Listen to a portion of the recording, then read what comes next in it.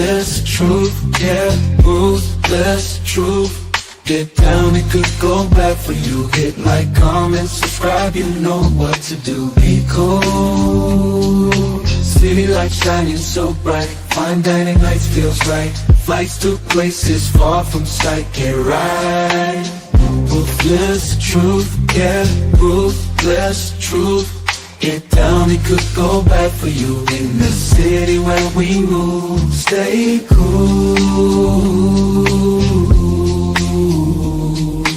Underneath the neon glow, life is fast but take it slow. Every moment like a show. Let's go.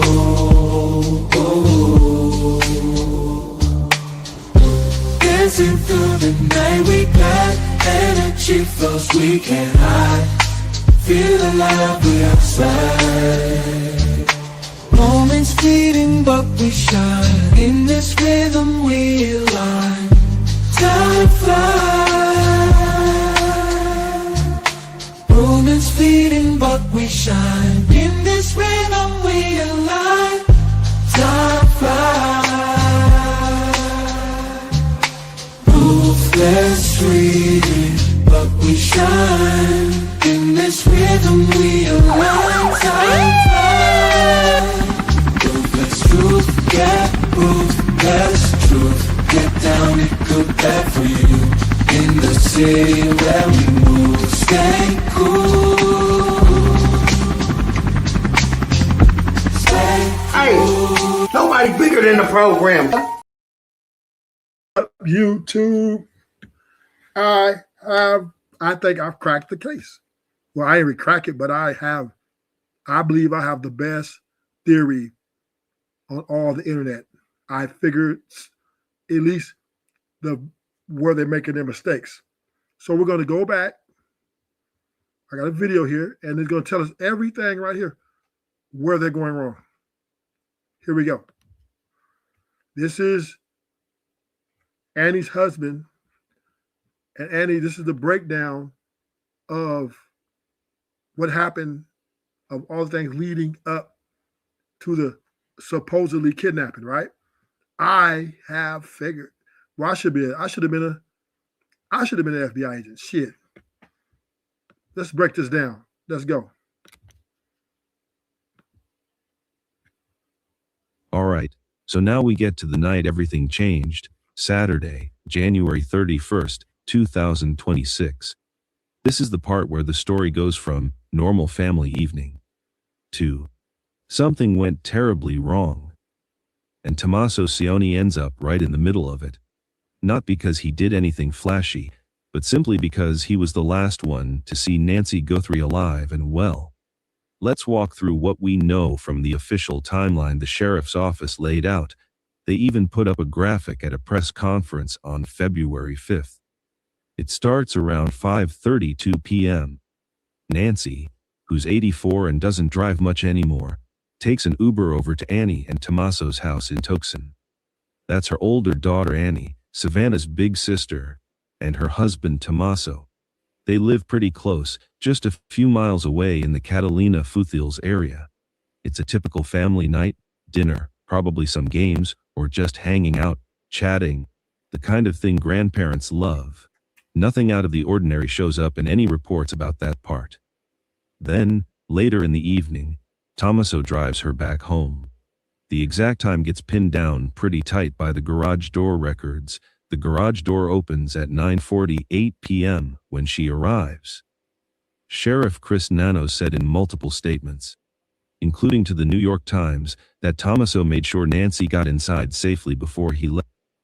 Now this is where they fucked up. This is where they fucked up. Let's break that down right there. Now let's take it all together. Number one is they can find no footage of the body being moved from the house. Right? Meaning the only way they could have moved the body was out the front door because that's where the blood was at. There's no camera footage Nowhere. Neighbors, no footage of the cars these guys were driving. They have no footage of the kidnapping, right? So how did they verify that he dropped her off? She never went home. She never made it to the house.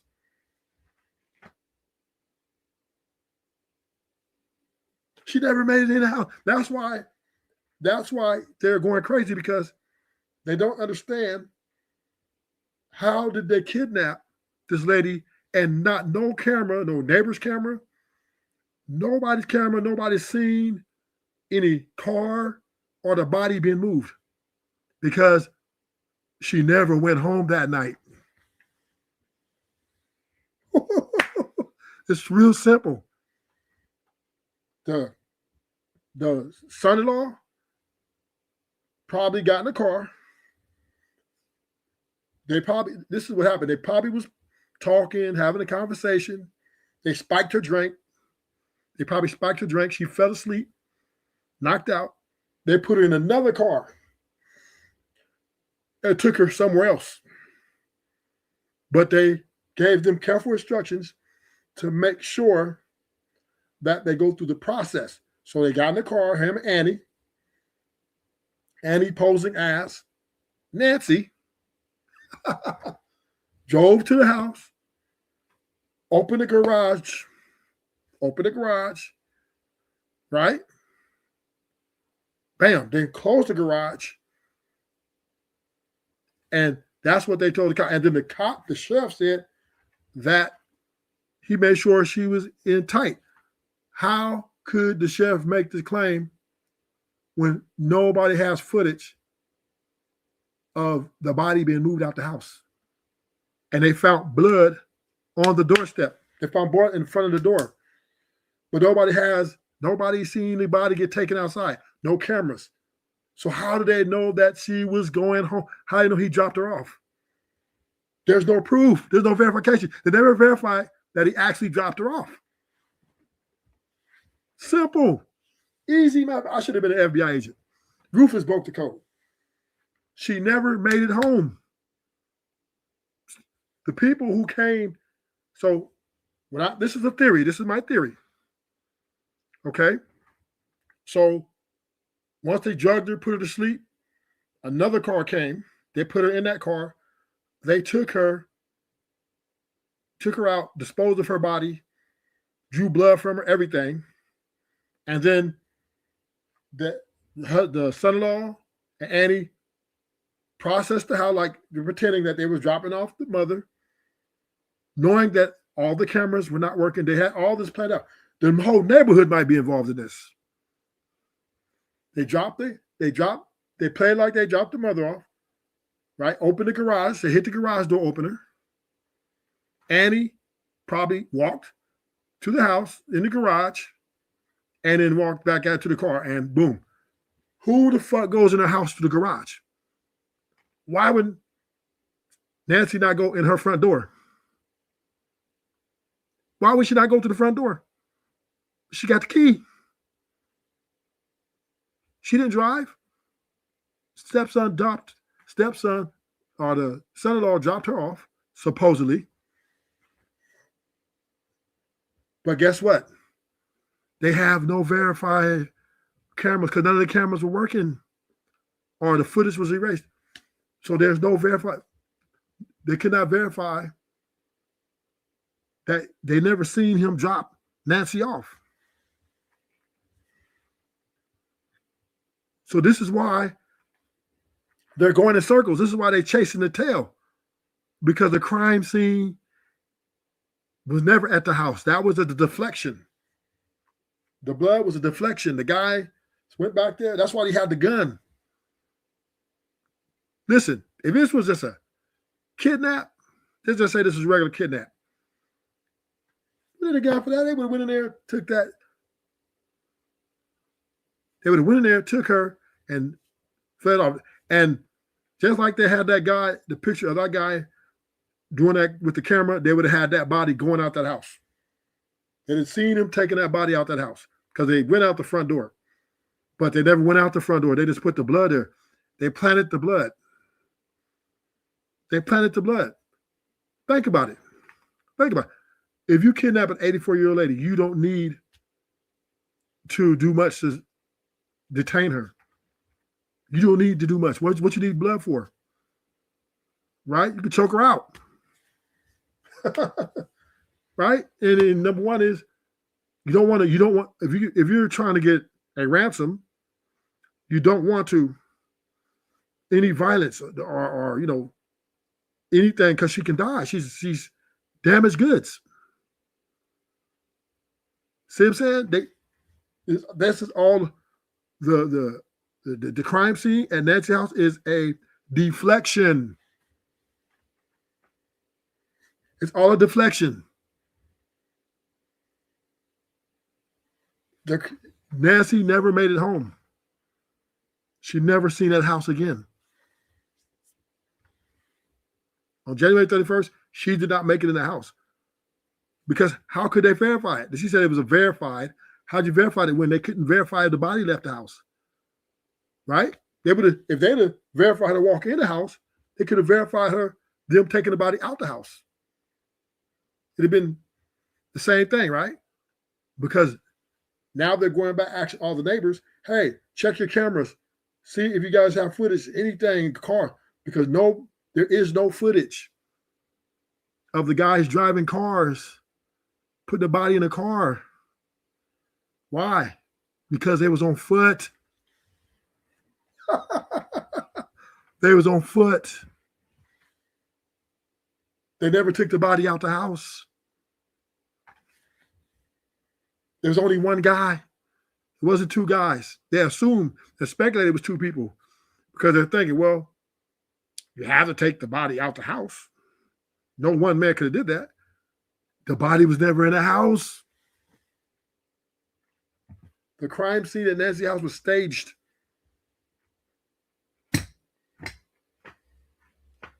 I could put it back on track. I could put you back on track.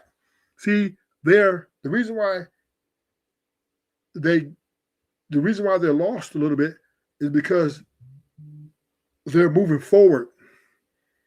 They're moving forward away from the crime scene. The crime scene is probably somewhere else. Right? Why did the guy have the gloves on? Why did the guy have the backpack on? Because in that backpack, and the reason I had the gloves on, to plant evidence of a crime. The pacemaker,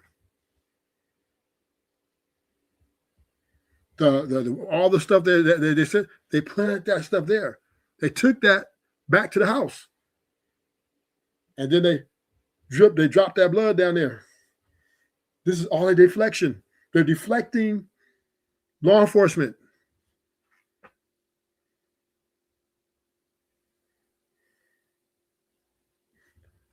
Nancy's house is a deflection. She never set foot in that motherfucker.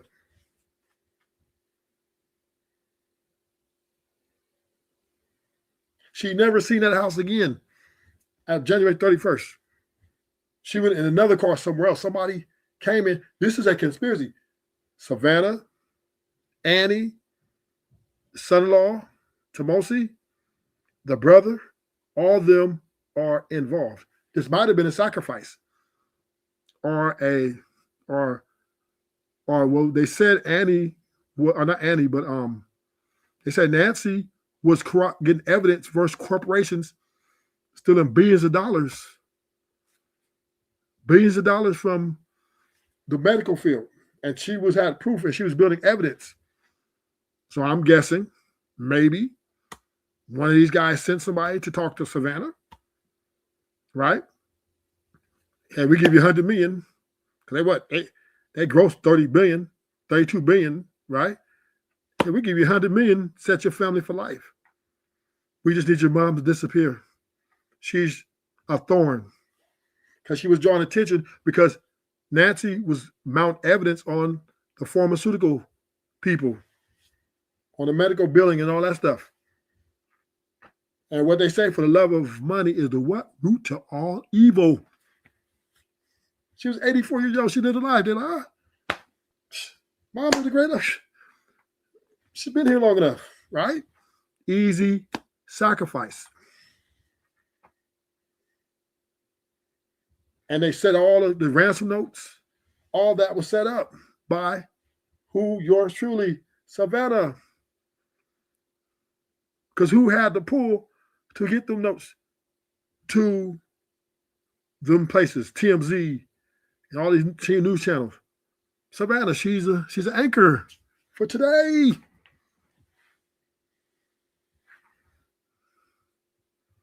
I figured this shit out. Boy, I should have been man, they asked me, man, I'm charging 1 million, 1.5 million for this information. I would put them on the right track. They're off track right now. They're chasing their tail. They're chasing the tail. All they keep going back is showing that footage of that camera, the blood drops.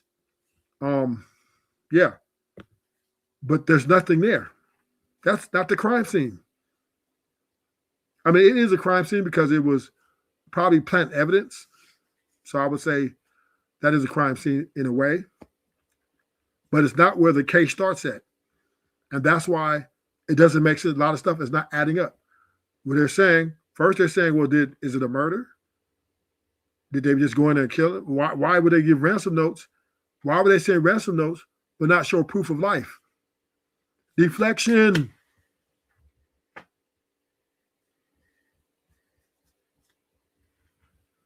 Deflection. It was deflection. It threw you off their trail. Nancy Guthrie never made it to her house. She never set foot in the house January 31st.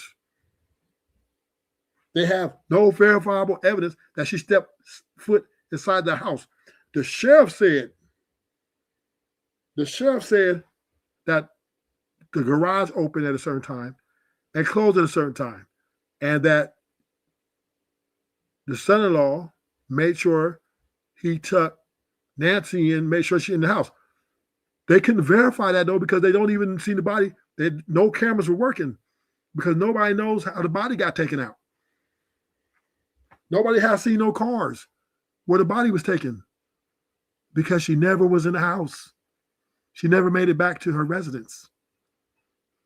She was taken in another car. This is a conspiracy.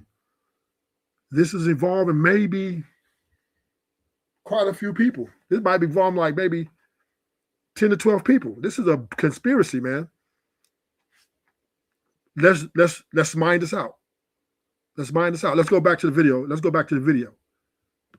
see what the video. It's right here. Everything's right here. Okay, here we go. Futhiel's area.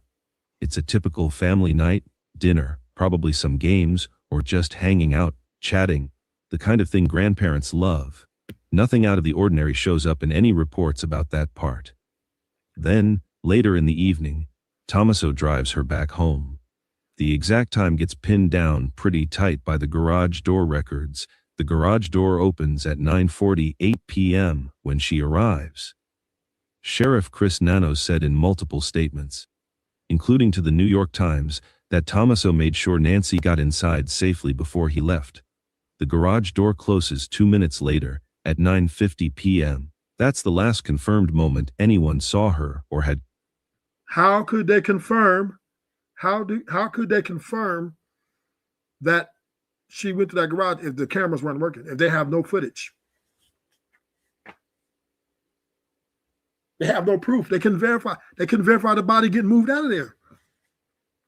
Remember, there was blood in the front door. The blood was in the front door. You found the blood, but you didn't find the body, right? How did they move that body? You mean to tell me they've got them cars in and out of there and none of the neighbors' cameras caught it? Because she never stepped foot in that house. She never stepped foot in that house again. She was taken in a different car from Annie's house. Maybe some guys came in and took her and they went a different direction. And then the son-in-law Annie pretended like they was taking their mother home, right? And they hit the garage door open, and then they closed the garage door. But there's no footage on this happening. There's no camera set showing this happening. This is why they keep going back to Nancy's house, because they're trying to figure out how did they get that body and nobody's seen it, because it was never in the house, gentlemen and ladies.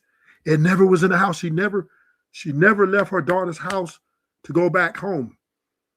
Her daughter and whatever sent her into another car, her whoever, and they took her, disposed of her. They took blood from her. They took her pacer. They took that, and then they went back to the house 2 hours later, right? The guy who was messing with the camera, they went back to the house, took all the cameras, destroyed all the cameras, and then what? Planted evidence. They put blood on the front. They sprinkled her blood on the front porch. Then after they sprinkled the blood on the punch, then they put her pacemaker there. Right? That's why they took all the equipment out. And then they were on foot. They hiked all the way down to that house. There was no cars because there was no body. The body was gone. Nancy was going to a place already being disposed of from Annie's house. Because if the cameras, by the time that the report was made that Nancy did not report to church, right? All the cameras, pretty much of the thing that happened on camera was what? Destroyed. But here's where you guys got to pay attention to. Pay attention. Walk with me now. Walk with me. But neighbors had cameras, and they didn't catch no cars. So that body had to go in the car, or some truck, or a van. None of that was caught on footage. And this is what's driving the authorities crazy, because the feds, the state are saying, how the fuck did they get the body? And they had not only, okay, they got the cameras down from the house, but the neighbors had cameras too. Now, I know they didn't break all those cameras because the body never touched the house. Nancy never came home that night. This is big, y'all. This is a conspiracy. This is bigger than, it's the family and some bigger guys with a lot of money that's involved in this.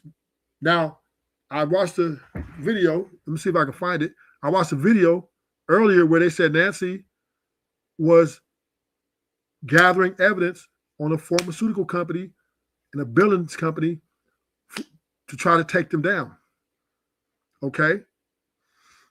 So maybe somebody approached Savannah with a $100 million deal, $200 million, and said, hey, we just made your mom disappear. We're going to take your mom out. Remember, for the love of money is what? To the root of all evil. That's why if you look at when they asked we would pay the money, they looked at like they didn't even give a fuck. Their body language is like, we're set for life. Mom, it was a great sacrifice. You should not have been nosy. I mean, that's what white people do. They nosy, right? So her mom, 84 years old, with nothing to do but be nosy. And she was mount evidence on the pharmaceutical companies. So they sent some people at their family, and they all conspired to take out Nancy. So the plan was, take her over to Annie's house, chill, have a good time. They spiked her drink. They probably gave her something and put some spike up in there. She drank the stuff, fell asleep. They took her up out of there. Some guys came in, took her out in another van, and took her to another location, probably dismembered her body, took blood, right? And then they circled back to the house 2 or 3 hours later, right? To plant the evidence. And then guess what? They also sent in those ransom notes. But they're smart. They didn't send it to the Guthries because then they would have been like, well, how did they get your information to send this type of, so they sent it to the media outlets. So now, right, the Guthrie family can't be linked to none of this other than, hey, there's somebody asking a ransom for a mom. They didn't send one, but they sent 2 letters. And everybody knows kidnappers don't send 2 letters. You got 1 letter, you got 1 hour, 30 minutes, 15 minutes. They're not going to send this shit to the news station. They send this shit right to you. You better go to the bank, get this much money out, $6 million, wire that shit in Bitcoin, whatever. You got 1 hour to do this, or your mom, you'll never see her again. And that's how that shit goes. And if you do not make that drop, you'll never see your mom again. Kidnappers is not going through no motherfucking news channel, not going to go to TMZ to make a demand. Because TMZ's automatically calling the fucking police. They're calling the feds because they have no dog in the fight. Who's going to come get them? So we know this was staged. The whole thing was staged because Nancy had to go because she was being nosy. She was being very nosy. And once again, the crime scene starts in Annie's house. That's why they kept going back to Annie's house. They kept going back to Annie's house over and over again. And then Nancy's house. They knew something was going on, but they couldn't figure out like why is we got this blood? Why do we got this? Why do we got that? And we don't have no footage. Why do we have? How did they get that body out? They didn't even have tire tracks, right? They couldn't even find tire tracks leading to try to see what kind of vehicles moved the body. Because why? The body never made. I'm willing to bet that Nancy never seen her house on January 31st. She never went back to the house. All the camera evidence was destroyed except for that guy picking at the camera trying to cover it up. So there's no verifiable way to know that he took her home and dropped her off. They didn't verify it. They couldn't verify it because all the cameras were destroyed. Simple math. Too many chiefs, not enough Indians. This is why they would never, if they stay in Nancy's house, they would never solve that case. The case starts with the family. They drugged Nancy. I'm betting that Annie drugged Nancy's drink.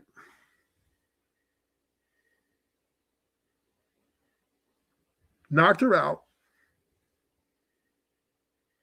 These guys came in, picked her up, put her in some van, carried off to dispose of her body. They probably finished her, killed her, disposed of the body, maybe even poisoned her. Disposed of the body, drew blood, took the pacemaker, took the Apple Watch, took it back to the house. They went on foot. They was on foot because they knew not to take no cars through there. If they take cars through there, they're going to get identified. They're smart.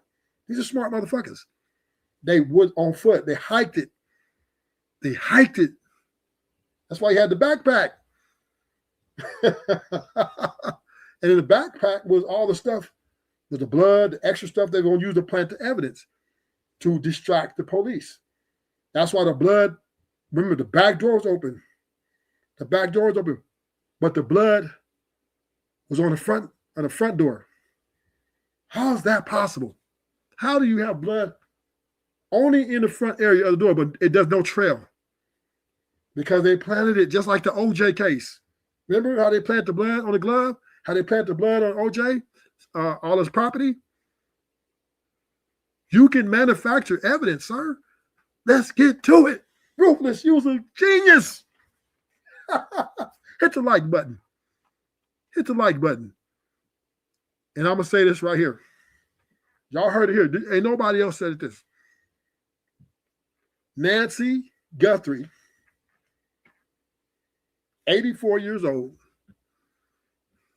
never made it back home that night. She never seen her house again.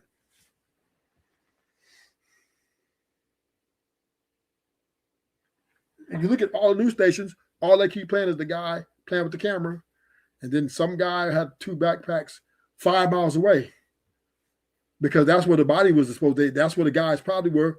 That's where Nancy was at. Because they got, let's get to this news. Let's go to the news. Let's get to the news. We're gonna find it. They got the guy. Let me see.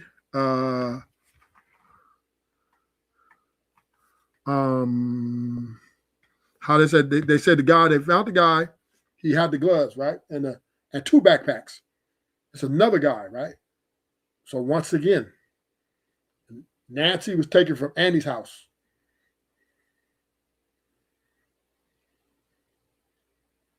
To an undisclosed location.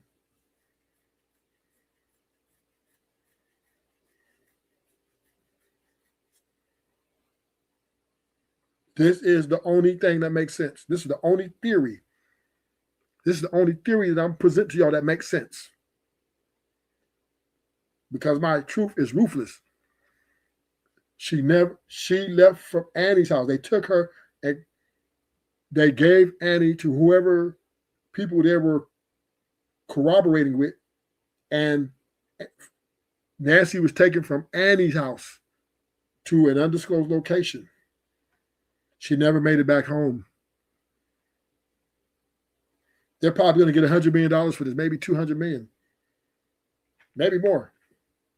Because these guys, the pharmaceutical company, has been stealing since the pandemic. So they said over 32 billion. That's enough to take somebody's life. You trying to put people in jail. And all Nancy had to do was just mind her business. But she wanted to take down the world. She wanted to crack the case. Because she just wanted to crack the case, and they figured out. And they took her out through her family. Savannah knows about this. Annie definitely knows about this. The brother knows about this. The son-in-law knows about this.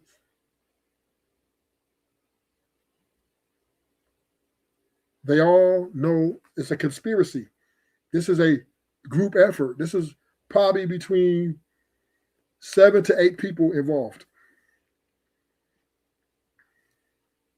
The crime scene at Nancy's house is a deflection. If you notice, they're stuck there. They can't move from that area. They think the body's there because the gloves, think about it. Who would take off a glove and throw it in the middle of the, because they want you to stay there. And law enforcement, they're so smart and intelligent, and got all these great minds that they can't see they've been led down a path. Somebody came up through those gloves there. And that would happen. Now, that's what the captors wanted. They want the police to stay in that area. And they could keep them in that area. They could dispose of all the evidence. That guy probably that's on camera, he's probably in another country somewhere. He's probably in Italy somewhere chilling. Or in Mexico. He's gone. You won't see him no more. They got him out of these guys are very organized.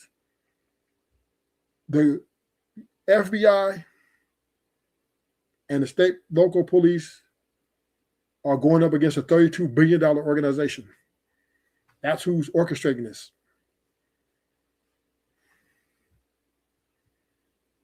That's who's orchestrating this.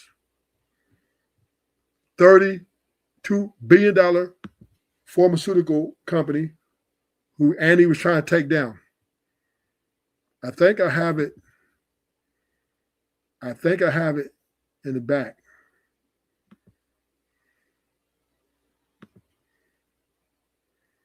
Let me see. I think I have earlier. I remember I looked at it earlier. Let me see. I got the video.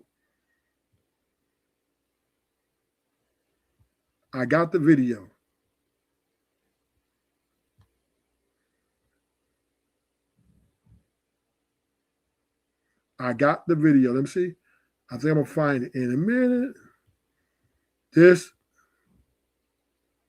it is right here. Let's listen to this.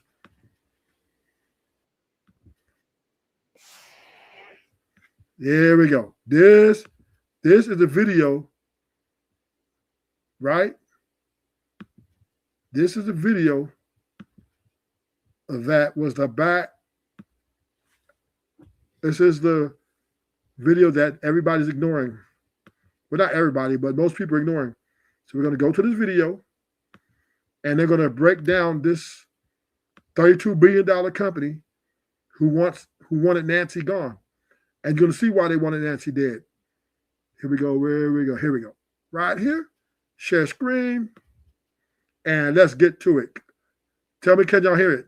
On February 10th, 2026, surveillance footage emerged from a quiet residential street in Columbus, Ohio. The video shows a figure approaching the home of Nancy Guthrie, a 84-year-old pharmaceutical compliance officer who disappeared on January 28th. The timestamp reads 11:47 p.m. The person moves with deliberate caution, checking the street before stepping onto the property. 38 seconds later, the figure exits the frame. Nancy Guthrie has not been seen since that night. This case landed on the national radar not because of the video itself, but because of what investigators found inside NY's home 3 days after she vanished. Financial documents spread across her dining room table, bank statements showing systematic transfers, communications with federal agencies, and a handwritten ledger tracking what appears to be fraudulent insurance claims totaling nearly $2 million across a pharmaceutical distribution network spanning 7 states. The Columbus Police Department confirmed this morning they've identified a person of interest captured in the surveillance footage. They have not released a name. They have not made an arrest. But according to sources within the investigation speaking on condition of anonymity, the individual in that video is connected to a corporate entity that Nancy Guthrie had been gathering evidence against for the past 11 months. To understand why this matters beyond one missing woman in Ohio, you need to understand what's been quietly building in America's pharmaceutical supply chain since early 2025. And you need to understand how it connects to the largest corporate fraud investigation the Department of Justice has launched in 8 years. Start with the basics. Nancy Guthrie worked for a mid-sized pharmaceutical distributor called MedSource Logistics based in Columbus. The company handles prescription medications for nursing homes, hospice facilities, and small hospital networks across the Midwest. Revenue last year was $470 million, not a household name, not making headlines, just one of thousands of companies moving medicine from manufacturers to patients. NY's job was compliance verification. She checked that medications ordered by facilities matched medications delivered. She verified billing codes. She ensured federal Medicare and Medicaid reimbursements aligned with actual services provided. It's tedious work. It's invisible work until it isn't. In March 2025, Nancy noticed irregularities in billing submissions from 3 nursing facilities in Southern Ohio. The facilities were ordering significantly higher quantities of controlled substances than their patient census would justify. Oxycodone, fentanyl patches, hydromorphone, the kind of medications that trigger automatic flags in federal monitoring systems, except these weren't triggering flags. Someone had structured the orders to stay just below federal reporting thresholds. Nancy flagged it internally. Her supervisor told her the discrepancies were clerical errors. She was instructed to process the reimbursements she did, but she also started keeping copies. By June, she'd identified a pattern. 17 facilities across Ohio, Indiana, and Kentucky were systematically overbilling Medicare for medications that were either never delivered in smaller quantities than billed, or in some cases delivered and then diverted for resale on secondary markets. The scheme was sophisticated. Nancy Guthrie's front door. That claim you're competing against entities that can undercut your prices because they're billing for services they never provided. You're playing by rules that put you at a financial disadvantage. That's not sustainable. So either enforcement improves or honest operators start cutting corners to compete. Either outcome is bad for patients, and patients are already feeling the pressure. Prescription drug costs increased an average of 4 3% in 2025, not because of manufacturing costs, not because of supply chain disruptions, because every fraudulent claim that gets paid is a cost that gets absorbed somewhere in the system, usually by raising prices or reducing services. Medicare Advantage plans. So Nancy was collecting evidence. Nancy Guthrie was collecting evidence to take down these giants. This is just why why I'm playing this. This is very important. This is how the case gets cracked. This is how you crack the case, baby. It's right here. It's right here. Which cover more than 31 million Americans, have reduced benefits for 2026, fewer dental services, higher copays for specialist visits, stricter prior authorization requirements for expensive medications. Plan administrators cite rising costs. Those costs include the burden of fraud they can't detect, and regulators aren't preventing. The human cost is harder to quantify, but impossible to ignore. Medications diverted from nursing homes don't reach patients who need them. Fake prescriptions filled with substandard or counterfeit drugs put people at risk. And when health care fraud depletes Medicare and Medicaid faster, the programs face insolvency sooner, which means benefit cuts, eligibility restrictions, or tax increases to keep them funded. Nancy Guthrie understood this. According to her sister, interviewed by local media on February 12th, Nancy wasn't motivated by whistleblower rewards or professional advancement. She saw the numbers. She saw what was being stolen. And she saw that nobody else was doing anything about it. So she collected evidence, she documented patterns, she reported it to authorities, and now she's missing. There's the solution to the case.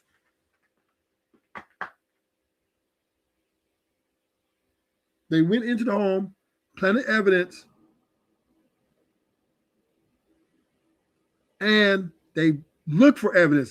For her, whatever she had, the documents, the proof, the evidence she had, she was taken probably to a grand jury that was going to probably, lay down an indictment on all these pharmaceutical companies.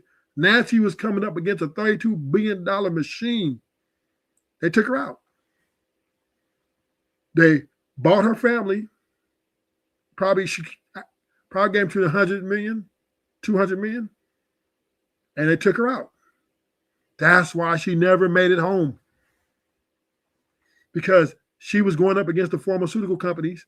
She had evidence to take them down. So what happened?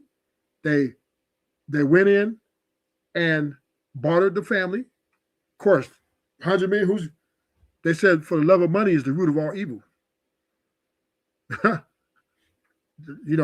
Family goes to get family all the time for money. Probably offered $100 million. We need to take your mom out. Okay, so Savannah got on the phone with Annie, and they all set it up, and they commit a crime, and they took Nancy out, the pharmaceutical, because she was collecting evidence, data against people who stole over $32 billion.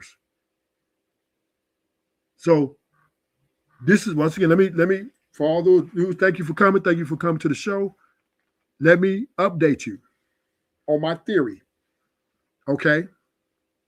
Number one is from the beginning, right? We're going to take you back to the step. We're going to go to the video where they show the timeline, right, of Nancy's death. Let's go back to that. And then we'll come back to that again, and we'll see how it all ties in. So let me go back here. Okay, here we go. 6. All right, so now we get to the night everything changed, Saturday, January 31st, 2026. This is the part where the story goes from normal family evening to something went terribly wrong. And Tommaso Cioni ends up right in the middle of it. Not because he did anything flashy, but simply because he was the last one to see Nancy Guthrie alive and well. Let's walk through what we know from the official timeline the sheriff's office laid out. They even put up a graphic at a press conference on February 5th. It starts around 5:32 p.m. Nancy, who's 84 and doesn't drive much anymore, takes an Uber over to Annie and Tommaso's house in Tucson. That's her older daughter Annie, Savannah's big sister, and her husband Tommaso. They live pretty close, just a few miles away in the Catalina Foothills area. It's a typical family night, dinner, probably some games, or just hanging out, chatting, the kind of thing grandparents love. Nothing out of the ordinary shows up in any reports about that part. Then, later in the evening, Tommaso drives her back home. The exact time gets pinned down pretty tight by the garage door records. The garage door opens at 9:48 p.m. when she arrives. Sheriff Chris Nano said in multiple statements, including to the New York Times, that Tommaso made sure Nancy got inside safely before he left. The garage door closes 2 minutes later, at 9:50 p.m. That's the last confirmed moment anyone saw. Now, stay with me. Walk with me, y'all. Let's walk this down. Stay with me. Open up your minds. They said that was the last confirmed, verified that they seen Nancy go in the house, right? How can they verify it when all the cameras were destroyed? They don't even know how the body left the house. Walk with me, stay with me. They don't even know how the cars that took the body away. And here's my theory. Stay with me. Nancy never made it back home. She called the Uber to Annie's house. They probably made dinner, a couple of drinks, gossiping. They spiked her drink. I'm just saying, this is my theory. They spiked her drink. So she got sleepy. She knocked out on the spike. These gentlemen came in, these pharmaceutical people work for the pharmaceutical. They're probably hired hitmen, right? They come in, take her out the back. Boom. And they take her to a place and dispose of her body. During the disposal of the body, they draw blood. They take her pacemaker. They take her Apple Watch, right? And then they hike back down to the residence of Nancy's residence. They're on foot, right? Because they know that if they take a car, the cameras are going to pick it up. But if they're on foot, right? If they stay on foot, it's too dark. Nobody can see. The cameras can't see nothing. And so they went back to the Nancy's house to what? Deflect the police. This is what they do. They deflected the police. So they took the blood, planted the blood on the front door, right? On the front porch. But if you looked at the pictures, the blood does not trail out to the street. The blood only sprinkled right there. Right? Then all of a sudden, they've got a picture of this guy destroying cameras. He has gloves on. He has a gun. He got a pistol on him. So anybody who comes in there, it's going to be a shootout. Right? So they in there planting evidence and going through Nancy's things, looking for, evidence that she's put up on these pharmaceutical companies. And then they got out of there, right? I mean, that is what makes sense. And then they also, this is why they sent and they're smart, right? These people are smart. This is why they sent the ransom notes. They sent the ransom notes to the news stations because if they had sent the ransom note to the Guthries, it would have connected them. It would have connected all of them. How did they get your information? How do these people know how to get your, how do they know how to get you these type of information? So they went through the news channels, which was smart. Now you can't connect. Now you can't connect the Guthries to them. So now the news channel, they call the FBI, the local police to say, hey, we got these ransom letters. They read them. And then the sheriffs and the FBI have Savannah and her sister and her brother go up there talking about, we will pay the $6 million. We'll pay the money. Yeah, of course they will pay. Because they finna probably get $100 million, $200 million. They're gonna split. It's all about the money. That's why everybody was looked at their body language, even was like, man, what the hell? These people don't even look like, the family didn't even look like they care. They didn't even look like they care. They didn't no crying, no tears. They had straight faces. They had death on their face because they were getting paid and they were getting compensated. Now, this is why it's been 12 days why they haven't made any arrests. But they kept going, remember, they kept going back to Annie's house and Nancy's house. Why they keep going back to Annie's house? Because the law enforcement was trying to figure out how the fuck did these kidnappers allegedly get the body out the house and nobody seen a car or truck. There was no tire marks of a heavy vehicle or nothing. What's up, Ignorant TV? And this is where we have the theory that puts it all together. Nancy never made it back to the house. She never made it back to her house. She was drugged, put into another vehicle from Annie's house. That's why they kept going back to Annie's house, because they couldn't figure out, why are there no tire marks? Why is this blood only on the front porch? And why there's no blood leaking down the street? Because they planted the evidence. Remember the OJ case? They plant the evidence. It's very simple. All they do is take the blood out of her, go back to the house, make it seem like a crime happened. Right? They put her pacemaker, they took the Apple Watch, so they could use that and put that in a letter to the ransom and say, hey, she has an Apple Watch and she has a pacemaker. That was all a deflection. There is no ransom. They didn't even want the money. That's why they didn't send a ransom letter till 72 hours later. When the kidnapping happens, the ransom note comes almost immediately. Right? Because they don't want, they let the family know, we got your phones tapped, we watching you. If the police are called, your mom's gonna die. Get that money to us. You got 30 minutes. You got an hour to wire that money to this Bitcoin account. Boom. They're not going to send the money to a news. They're not going to send a true kidnapper is not going to send the money to the news channel or news station because they know they're going to 100% call the police. That's stupid. You would never get the money. You're going to get caught. 100% you're going to get caught. But it was only a distraction. It was only a distraction to what? Send the police chasing the tail.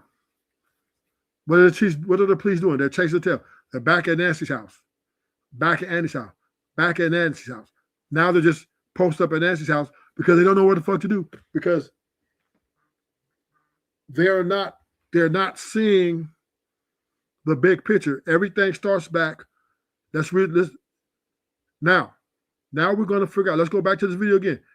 The evidence is right here. And listen to it again. Listen to this video very carefully. Hit the like button. Thank you for coming. We're gonna break this case. We're gonna break this case. And doesn't drive much anymore. Takes an Uber over to Annie and Tommaso's house in Tucson. That's her older daughter Annie, Savannah's big sister, and her husband Tommaso.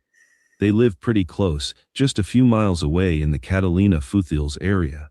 It's a typical family night, dinner, probably some games, or just hanging out, chatting, the kind of thing grandparents love. Nothing out of the ordinary shows up in any reports about that part. Then, later in the evening, Tommaso drives her back home. The exact time gets pinned down pretty tight by the garage door records. The garage door opens at 9:40. Remember, they said the garage door records because they had no camera footage of him ever taking Nancy in that house. They only had the garage. The garage opened at 9:48, closed at 9:50. That's all they had. That's all they had. The cameras and everything was destroyed, remember? They didn't figure out she was missing until the next day at church. She didn't come to church. So then the neighbors Like, hey, she didn't come to church. Then that's when they figured out she's missing. So within that time, all the cameras got destroyed.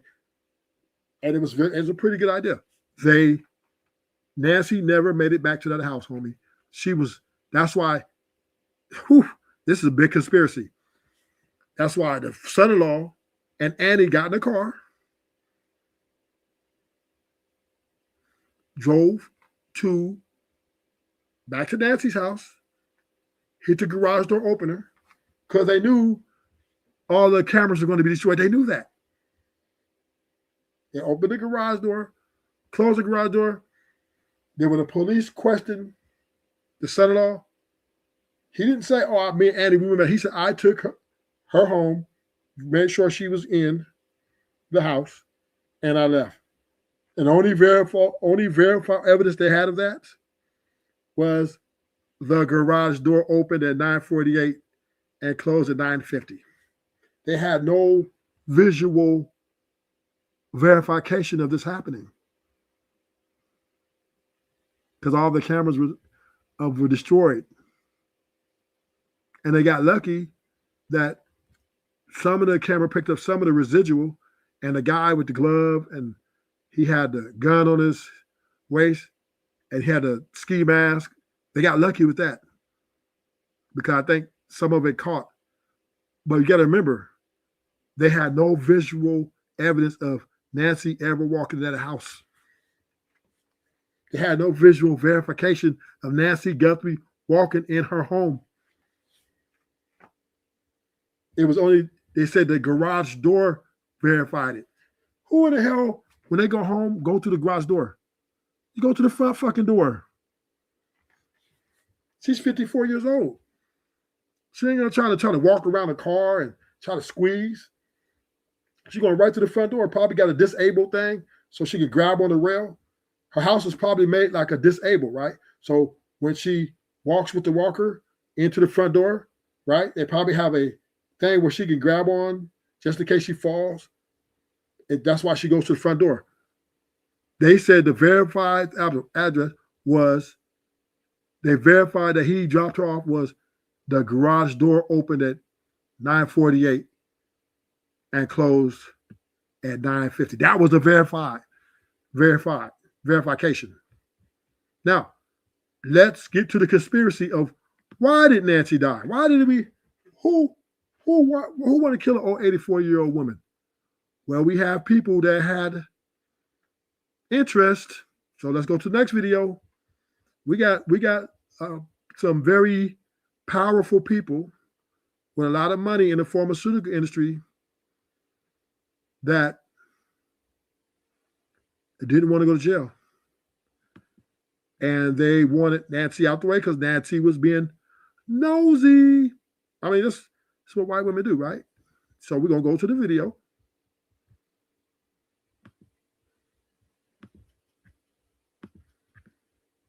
We're going to go to the video and break it down.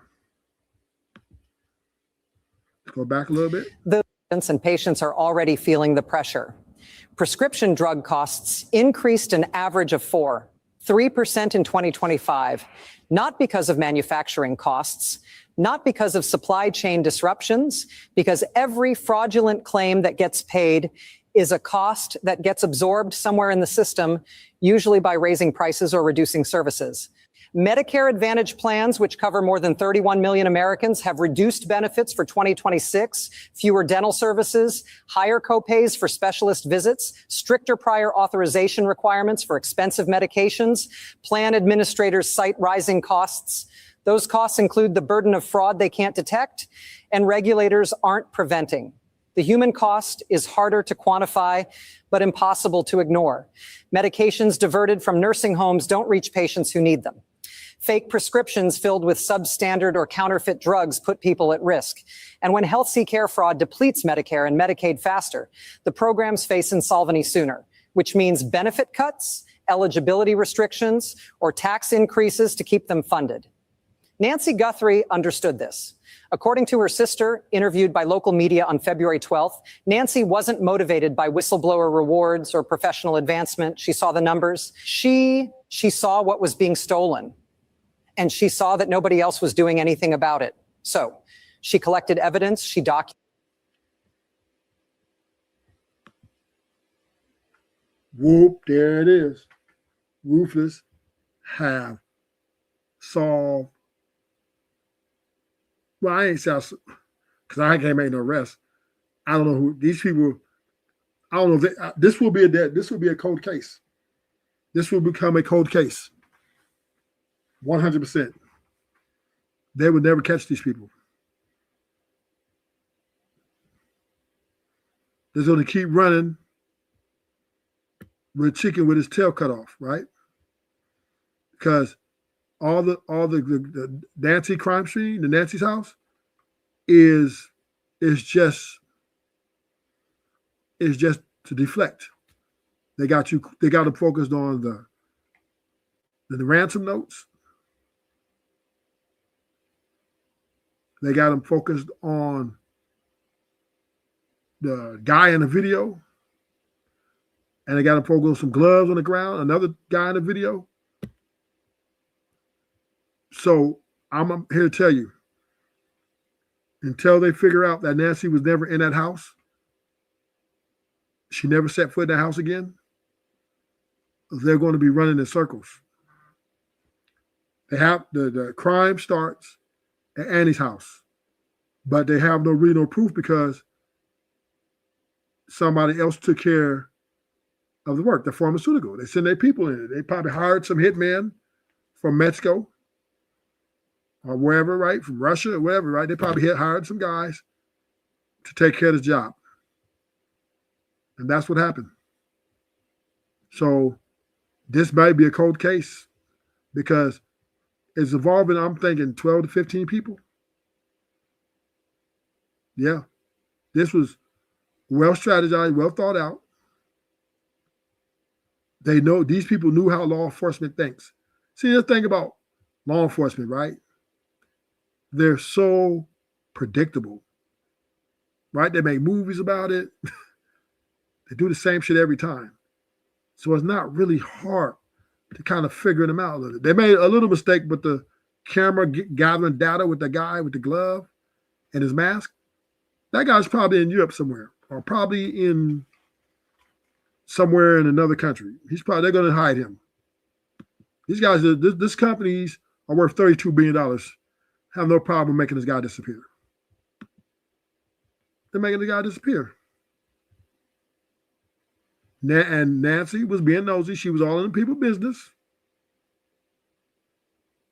She was digging in a fight. She picked a fight that she couldn't win.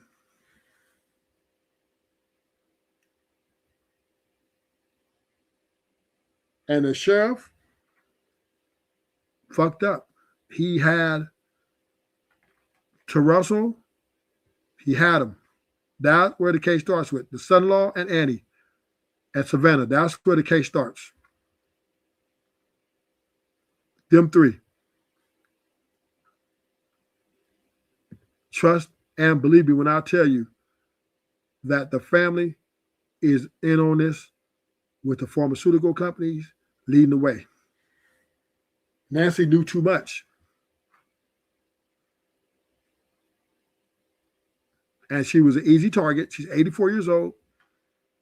The pharmaceutical companies probably offered their parents, probably offered the children, maybe Savannah, well, we give you guys $150 million to shut her up, we need to get rid of her. $150 million, and your mom's 84 years old, a lot of people would take that deal. Take her out. All they had to do is a system. All they had to do was one thing: spike her drink. That's it. They spiked her drink at Annie's house, and then these guys came and did what they did. These are hired professionals. Came and did what they did. They took Nancy's body, disassembled it, took blood, took her pacemaker, took her Apple Watch, took it back to the house. While they destroyed, also took all the information that she was gathering on this pharmaceutical company, and they planted blood on the front porch. They left the back door open. They faked the crime scene. And the FBI and the local police fell for it. The Nancy house was just a distraction from the real crime scene. Because think about it. Let's mind this out. Nobody can verify anybody taking that body out the house. Nobody can verify any cars been driven to take the body in the cars, because Nancy never was in that house. Nancy never was in that house. She was in Annie's house. They most likely drugged her. The guys came in, some guys, professional, came in, put her in a car or a van and took her and disposed of the body. Listen, let's go. We could, this is very easy, simple. But the police and the FBI, they're too far in their head, too many people talking in their ear, and they can't focus. But the crime scene is right in front of their face. Annie's house. Check her house. That's why, but they did check her house over and over again. That's why they kept going back, because they were trying to figure out, wait a minute, what's going on? How is this possible? And let's look at the video. We're going to look at the video again, and we're going to see how the video exposes the son-in-law and Annie, how they were involved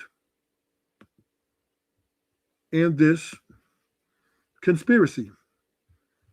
Here we go. The one solid fact before the chaos. But it also raises questions. Why did the camera get disconnected hours later? Why blood on the porch if she was supposedly safe inside?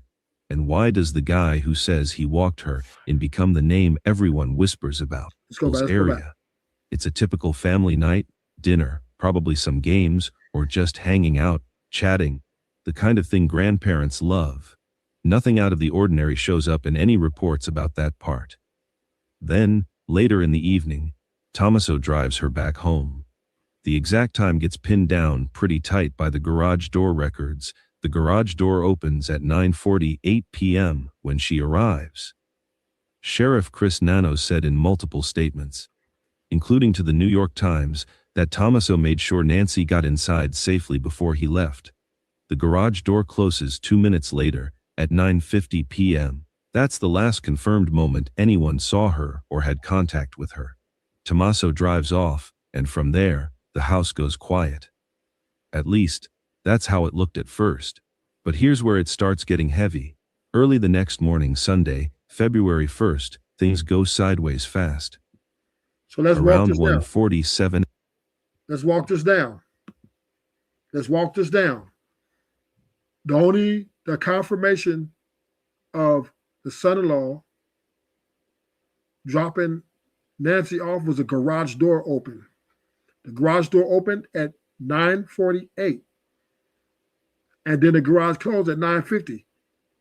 They had no visual verification that he actually dropped her off. She never went back to the house. Duh. If you can't verify how the body went out the house, how you verify the body went in the house? Come on. She never made it back home. And I don't think the son-in-law killed her. I think Annie drugged her, and some more people came in and took her body somewhere and disposed of it, took her blood, right? And then they took her Apple Watch. They took her pacer. Okay. They hiked back down because they knew not to take no vehicles. So, and it was very dark outside. So they hiked back to the house. That's why the guy had the backpack on, right? And he had on some comfortable clothes, because They walked there, and they planted the blood on the porch. They created a crime scene, which distracted the police and the federal FBI, and then these people wrote the fake ransom letters. Let's go. The video will tell us some more. He's on to it. This guy's pretty good too. a.m.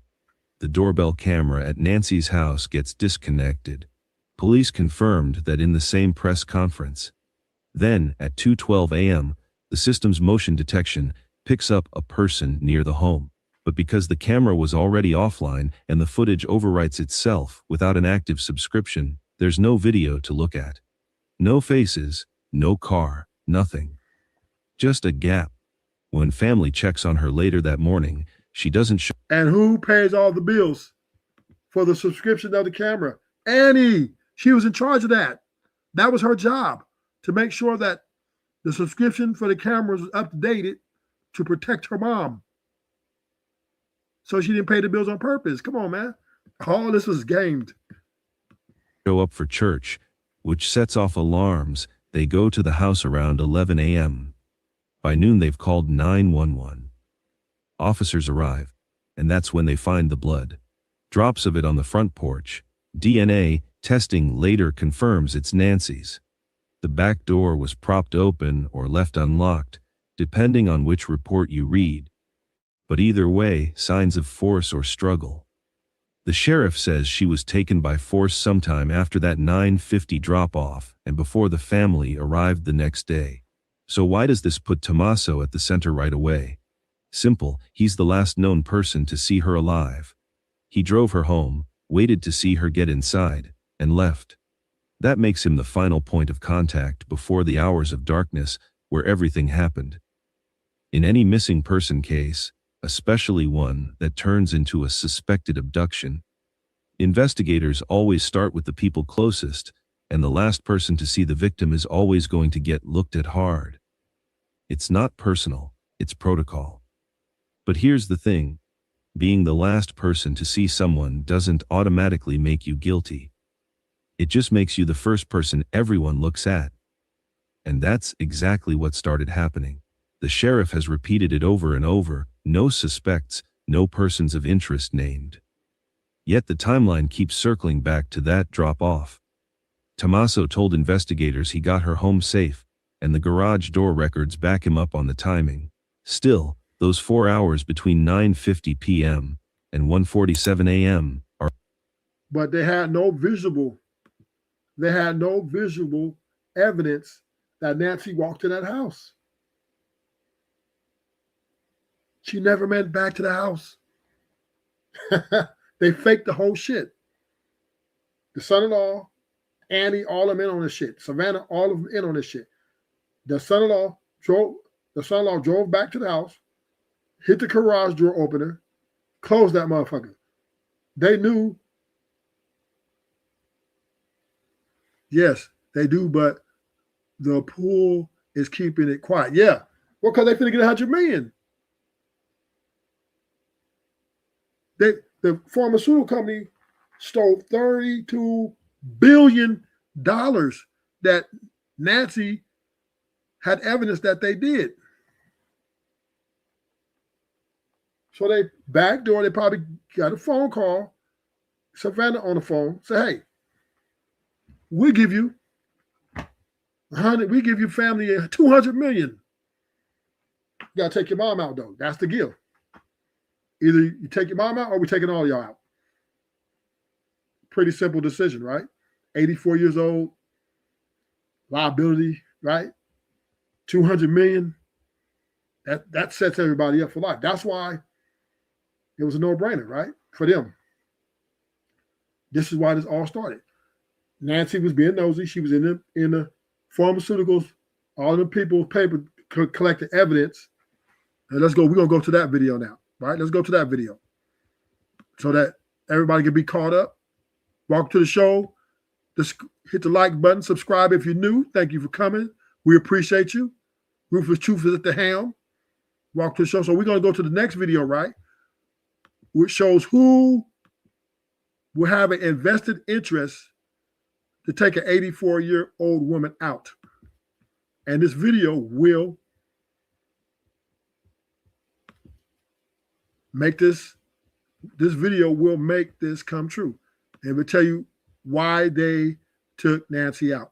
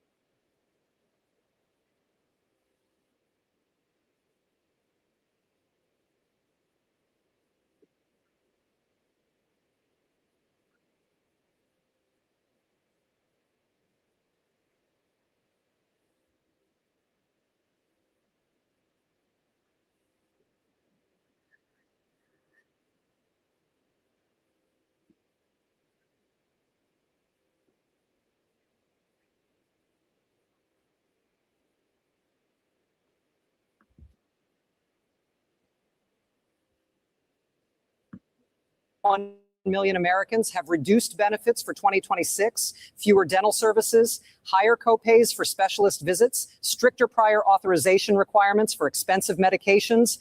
Plan administrators cite rising costs. Those costs include the burden of fraud they can't detect, and regulators aren't preventing. The human cost is harder to quantify, but impossible to ignore. Medications diverted from nursing homes don't reach patients who need them. Fake prescriptions filled with substandard or counterfeit drugs put people at risk. And when health care fraud depletes Medicare and Medicaid faster, the programs face insolvency sooner, which means benefit cuts, eligibility restrictions, or tax increases to keep them funded. Nancy Guthrie understood this. According to her sister, interviewed by local media on February 12th, Nancy wasn't motivated by whistleblower rewards or professional advancement. She saw the numbers. She saw what was being stolen. And she saw that nobody else was doing anything about it. So she collected evidence, she documented patterns, she reported it to authorities, and now she's missing. So there's your motive. There's your motive. There is your motive.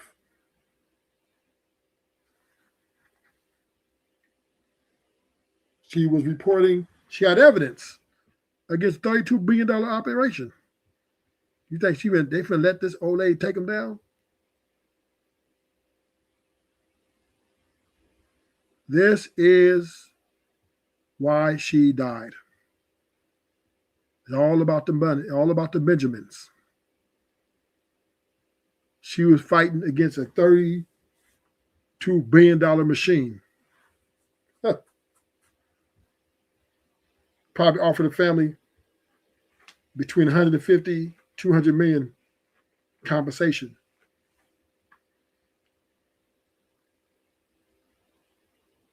That's a lot of freaking money.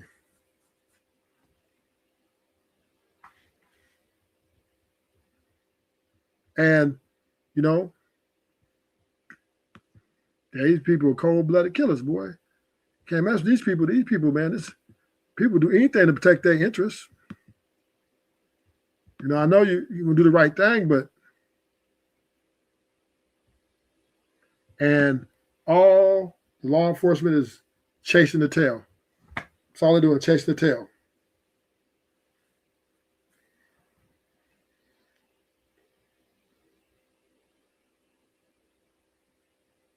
They're chasing the tail. They don't know what hit them. See, they went for the bait, and now they can't escape. If you listen to all the news channels, they're playing the same thing over and over. This guy on the videotape, the backpack, the blood drops, the this, the that, but they don't have the body, and they would never find that body. That body gone. So, you know, was it worth it? I would have did it. I'll mind my own business. Mind my own business. So let's go back to the video. But that's the key to the whole theory. Nancy never set foot in that house again.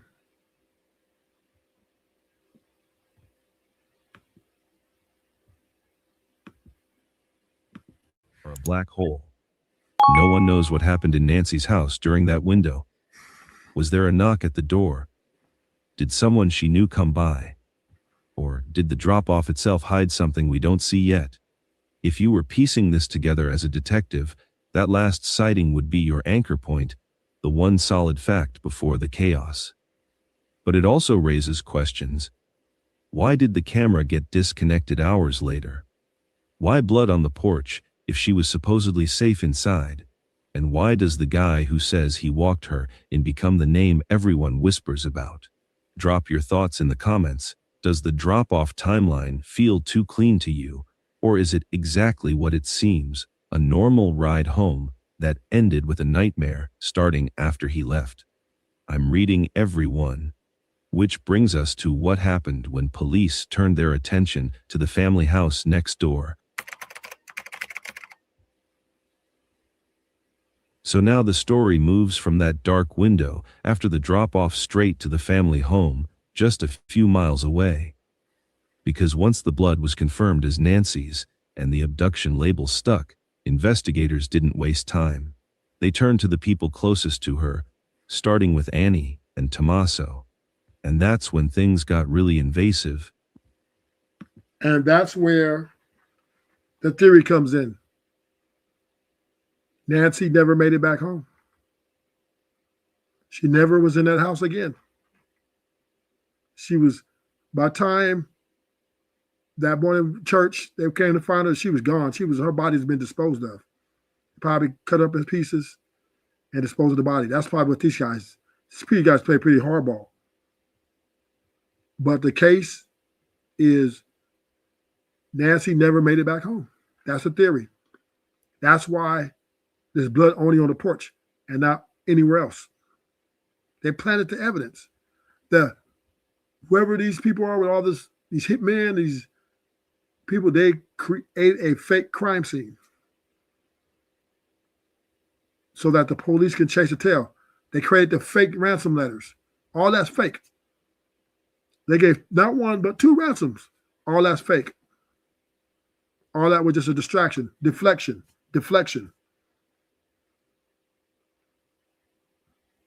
Oh, yeah. Now all you see the police in one place.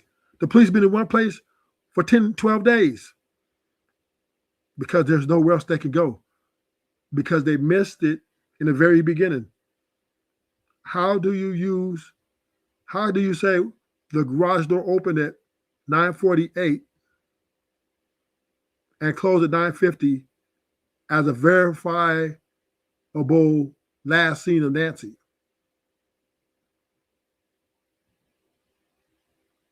But you have no physical evidence. You have no pictures or no videos of her walking in that house. They never showed a video of her walking in that house at 9:50. They don't have it because all the cameras were destroyed because she never went back to the house. Don't you get it? Y'all get it? There, whoever's doing this has a lot of money. These guys have a lot of money. And they hired some of probably the best in the world. See, like I said, I believe that Nancy took an Uber. I believe that to Annie's house, ate dinner, probably drank some tea, and they probably spiked or poisoned her tea. I don't know. They probably spiked it, and she went to sleep. Then these professionals came in. It was two crews. I believe it was two separate crews, right? Professionals came in, took Nancy from Annie's house, took her to an undisclosed location, dismembered her body, drew blood, took her pacemaker, they took her Apple Watch, took it back to the house. They went on foot, though. They didn't go on car. That's why the police are going crazy, because there's no camera footage, even in the neighbor, because the neighbors had cameras. All the neighbors had cameras. But they can see no footage, even from the neighbors' cameras, of no cars going in and out of there because they was on foot. They hiked it down. These professionals hiked it down to the house, probably went in the back door. Okay. They start making, planting the watch, planting the pacemaker, open the front door, sprinkled the blood. They made a fake crime scene to make it look like a kidnap. That's what the objective. That was their objective, to make it look like a kidnap. And the police went for it. She was not kidnapped. She was taken to be executed. Period. The ransom letters were all a distraction, deflection.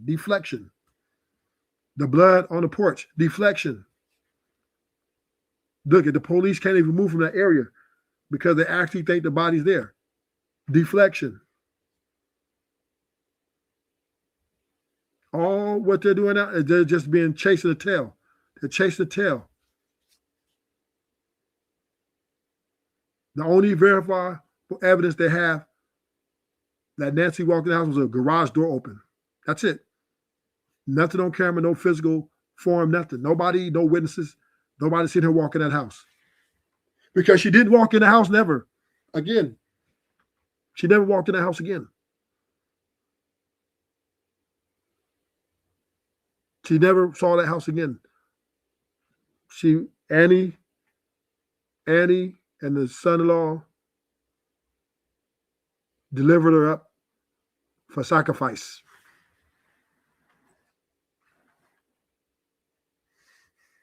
And then we want to ask, well, what's the motive? Who had the motive to do this? Who had the motive to want to take Nancy out, right? Who actually want to do this to her? Well, let's see what the pharmaceutical companies have to say, right? Who Annie was gathering evidence against. She was gathering evidence. She was gathering evidence against a very powerful entity. This is who had the motive. This is the motive. We're going to lay down the motive of why Nancy got taken out. Nancy got taken out because she knew too much. She was being nosy, and they didn't like that.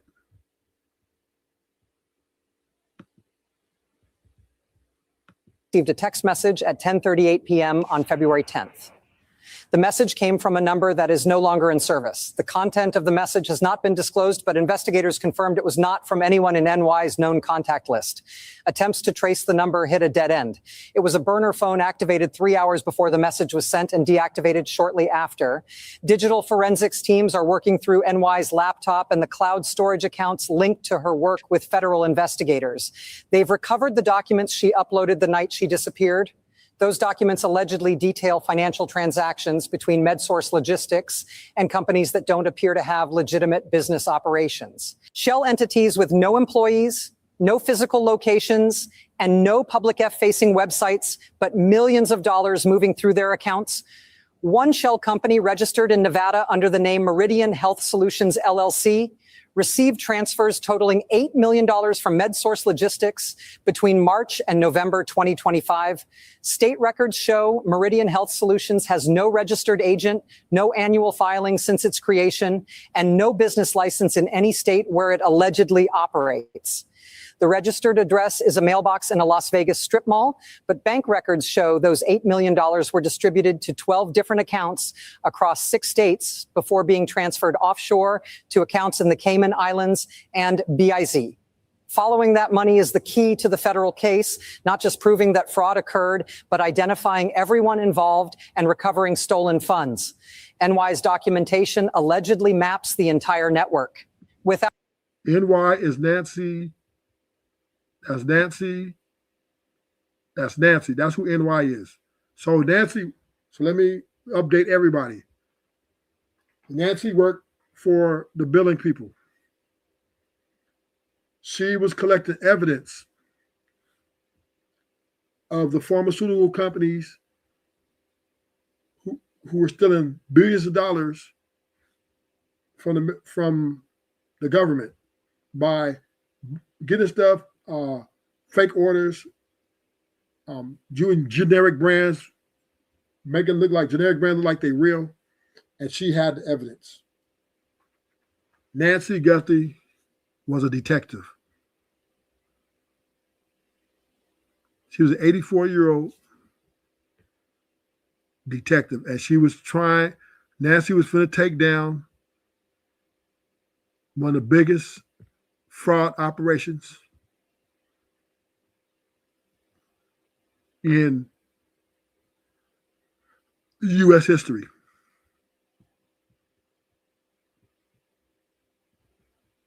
And now they took her out because they had to get rid of her because she was whistleblower. So this is the motive. Once again, they offered the family probably $100 million. Ladies and gentlemen, the case is Ruthless has solved the case. And I don't have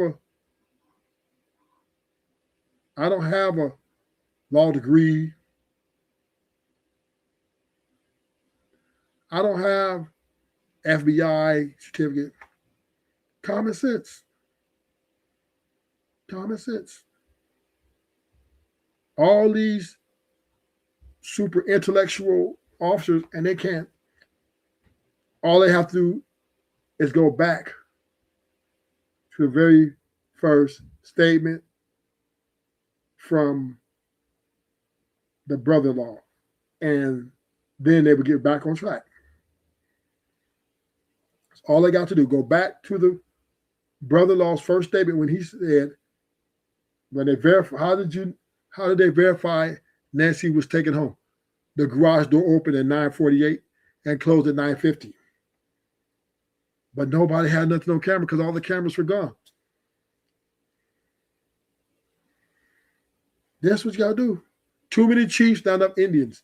And they're wasting taxpayer money, resources, chasing a ghost.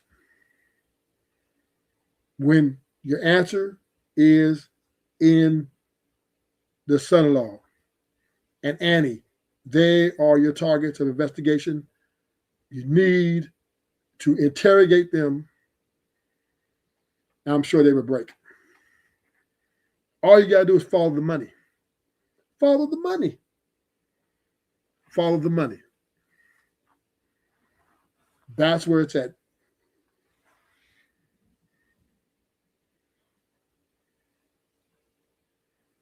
Anybody understands simple math? If you go to a crime scene and there are no tire tracks, there are no blood that leaks out to the street, there are no visible proof of really struggles, it's a fake crime scene. You got blood drops on the front porch. How do you have blood drops on the front porch and not a trail of blood that goes into the street or into the driveway at least? This is OJ case 101.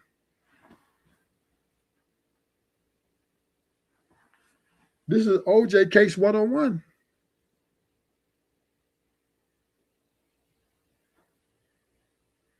They went and dropped the gloves so you guys can chase the gloves. And they chasing these damn black gloves. The case is, yeah, but they withdrew the blood from her. Watch of the storms, walk to the show.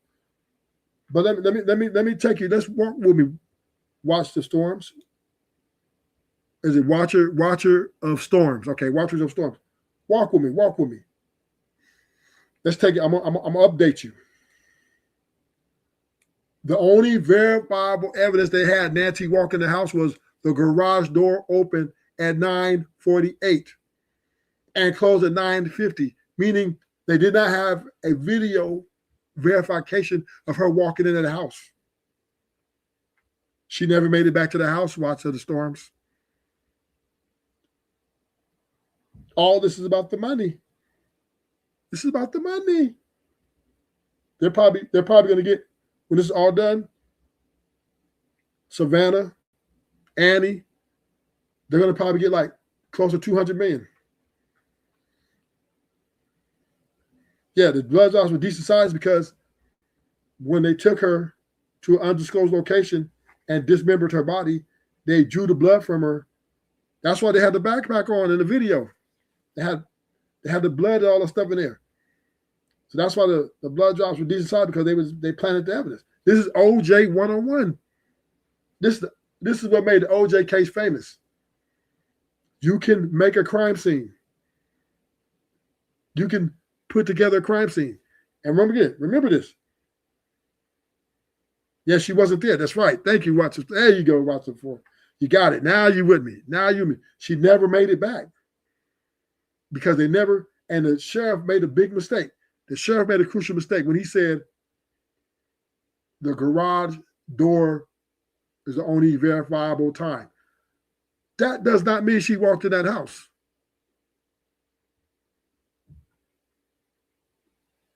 And everybody glossed over that. And then they glossed over this. Nancy was collecting evidence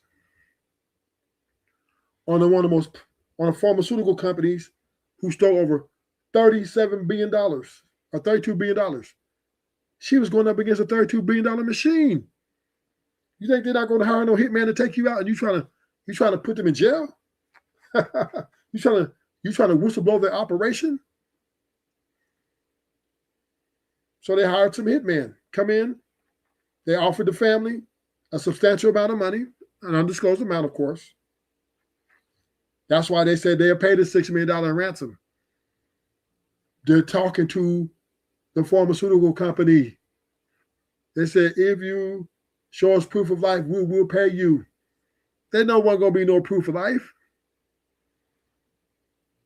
But if the police would have instructed Guthrie them to pay the $6 million, they would have paid the $6 million, no problem, because they finna get 100-something million. They finna get a very large, substantial amount of money. Trust and believe.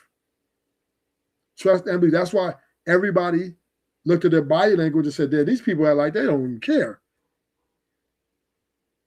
Facts. Fact. It was off because they was all looked like they was faking. When they was reading, oh, we'll pay the ransom, bring our mother back so we can celebrate with her. Celebrate what? That 100 million they finna get. Yeah, they finna get 100 mil.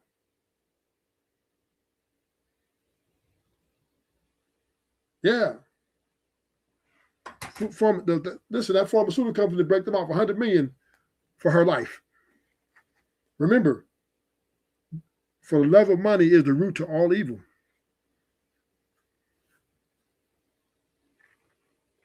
Nancy never made it back to her house, homie. She was dead already before she was in some other undisclosed location. That's why they keep going back to Ann's house. They go back to Annie's house because they're trying to figure out how the fuck do you only have blood drops on one part of the house. Nowhere else on the street, nowhere else in the house, only on the front porch. And you got all these FBI super smart dudes, super duper educated dudes. You got these chefs with all the experience and can't figure out, well, if you only got blood on one part of the house and you're assuming that she was kidnapped, so that means her body would have to be carried and the blood would have leaked all the way in the street to the driveway. Come on, how hard is that to figure out? She never made it back to the house. That blood was planted. OJ 101. And then the Apple Watch was planted. The police, all they did was took it off of her and put it back to the house. They created a fake crime scene. This is what these professionals did. You see the dude had a gun in the pic in that camera. You see he had a gun on him. These were professionals, man. These dudes were trained assassins. This is what they do. Cleanup man. They came to clean up the pharmaceutical mess, which was Nancy, who was building a case against the pharmaceutical company for stealing $32 billion plus dollars. And the gig was going to be up. And she went up against the machine, the $32 billion machine. And the FBI and the sheriffs are chasing a $32 billion machine. That means these people got a lot of money to hide evidence. You were never going to get to them. This is probably involved like 20, 30 people. This is a conspiracy, man. This ain't just no normal 2-3 kidnappers. No, this is a hit. It was a planned hit. They came to take Nancy out. They didn't want no ransom. That was just, once again, deflection. The ransom was a deflection. That's all the ransom was. Because think about it. If you're kidnapping someone, you're not sending it to the news station. You're not sending it to TMZ because you know they're calling the cops. And the federal government's going to jump in.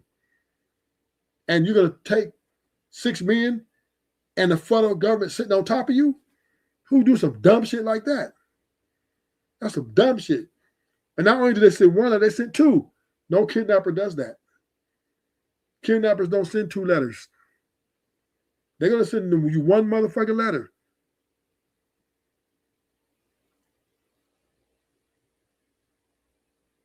Yes, he wants you to see. He wants you to see the weapon. He wants you to see the weapon, so you can chase this. They're chasing the tail. That's all the Fed. Look at. They have been one house for 12 days. One area for 12 days. Nancy's body's not even close. Not even close to that. They'll probably never find that. They can lock that to the game because they probably put her in some like and put acid so her shit could be, so they dispose of the body. They didn't just bury it in the ground. These guys, these people, these are trained professionals. So they understand how the FBI and all the police forces work. They understand these things. So they knew they had to dispose of that body. No body, no case. Yeah, they try to chase a backpack. They wasting time. They're wasting valuable resources. I'm gonna tell you where the case is at. This is where they need to go. They need to go and interrogate the fuck out of Annie and her husband. That's where your case is at. That's where it started. That's where you have to go back to. Come on, man. Used to be FBI, CIA, DEA. Y'all ain't figured that out yet? You go back to the source. They were the last ones to see her alive.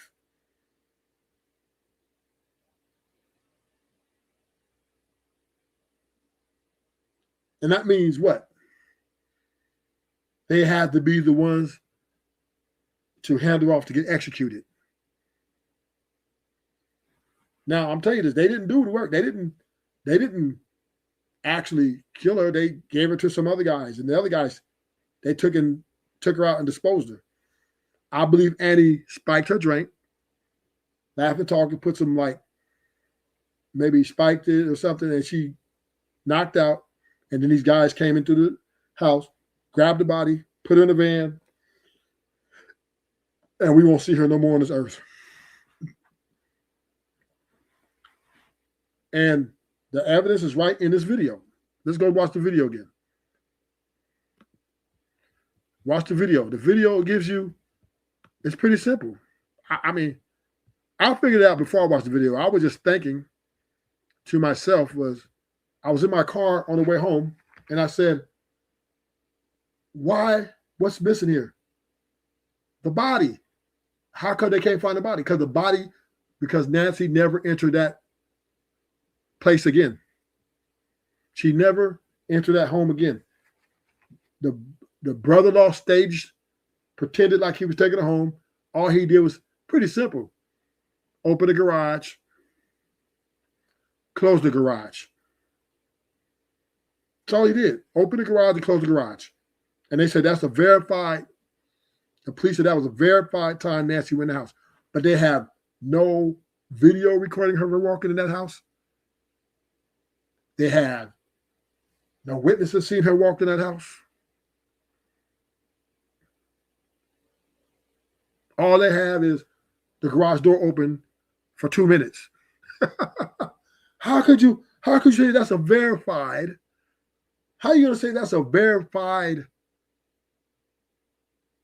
I can't verify that. So what? Anybody can open a garage door and say, oh, yeah, I put some. Come on. How did you fall for the okie doke? Come on, Sheriff, you that stupid?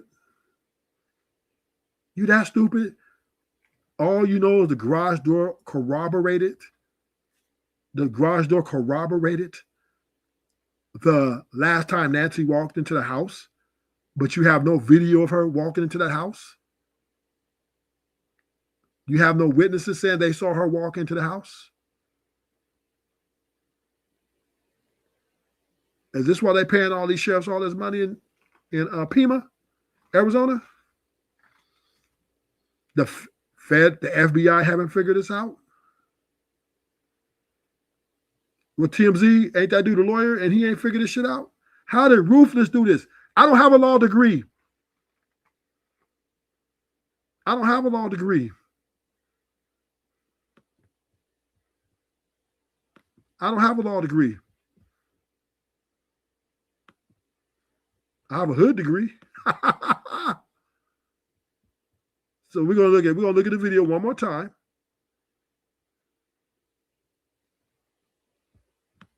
And Tommaso Cioni ends up right in the middle of it. Not because he did anything flashy, but simply because he was the last one to see Nancy Guthrie alive and well. Let's walk through what we know from the official timeline the sheriff's office laid out. Good question. Good question. Let me see. Welcome to the show. Who's this? 10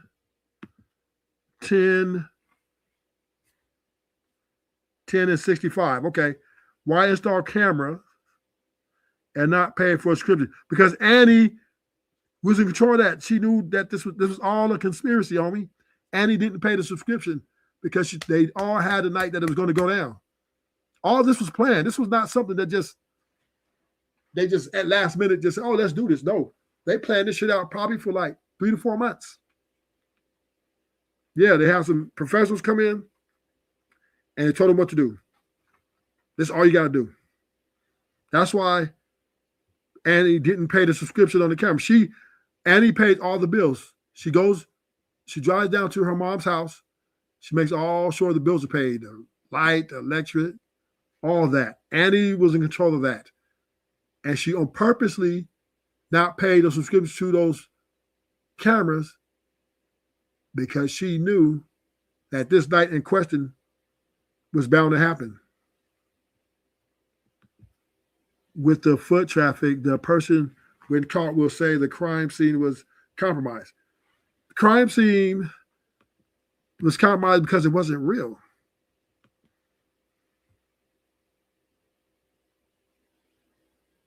The OJ, that's the OJ 101. OJ 101, right? That's how OJ beat his case. Mark Furman and all them cops are planting evidence, made a fake crime scene. This is OJ 101, baby. Even put up a graphic at a press conference on February 5th.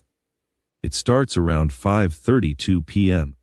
Nancy, who's 84 and doesn't drive much anymore, takes an Uber over to Annie and Tommaso's house in Tucson. That's her older daughter Annie, Savannah's big sister, and her husband Tommaso. They live pretty close, just a few miles away in the Catalina Foothills area. It's a typical family night, dinner, probably some games, or just hanging out, chatting, the kind of thing grandparents love. Nothing out of the ordinary shows up in any reports about that part. Then, later in the evening, Tommaso drives her back home. The exact time gets pinned down pretty tight by the garage door records. The garage door opens at 9:48 p.m. when she arrives. Sheriff Chris Nanos said in multiple statements, including to the New York Times, that Tommaso made sure Nancy got inside safely before he left. The garage door closes 2 minutes later, at 9:50 p.m. That's the last confirmed moment anyone saw her or had contact. So there it is right there. There it is right there. Y'all see it, right? Before Ruthless figured it out. How is the garage door opening for 2 minutes saying that somebody walking in the house?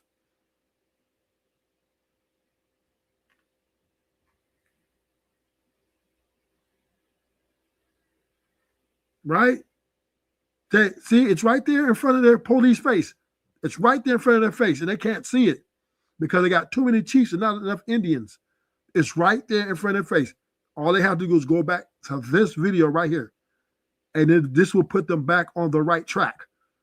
If you had a garage open for 2 minutes, how is that verifying somebody walking in a fucking house?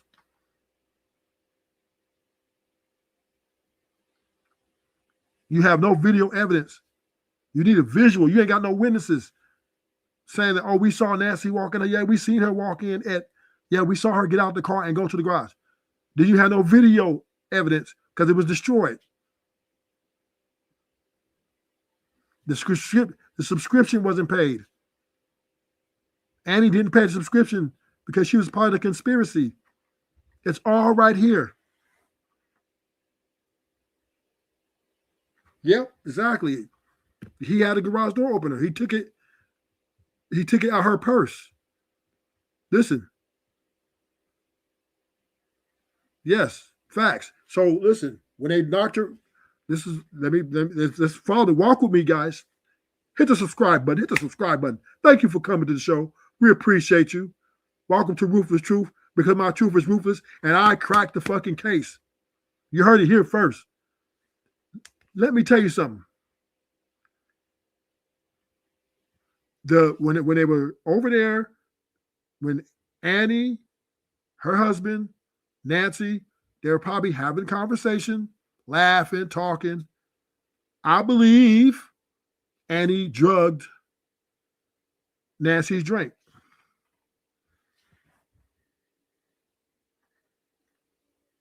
Nancy passed out.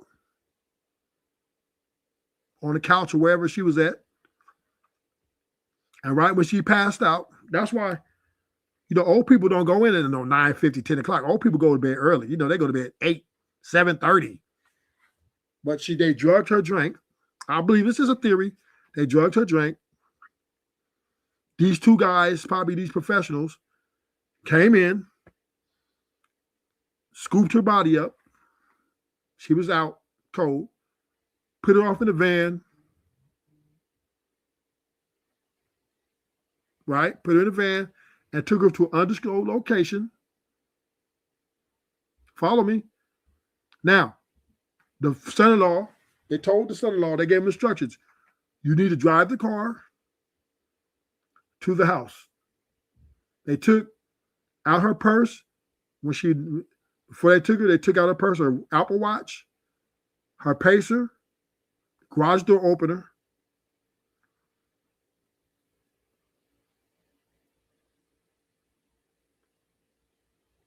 Yes, I think that's what it is, 10 and 65. That's how they got it. That's how they got it. That's why they kept, listen, that's why the investigation kept going back to Nancy. Then they would go back to Annie's house because the police couldn't figure out, because they didn't have they couldn't verify that Nancy actually walked into her house.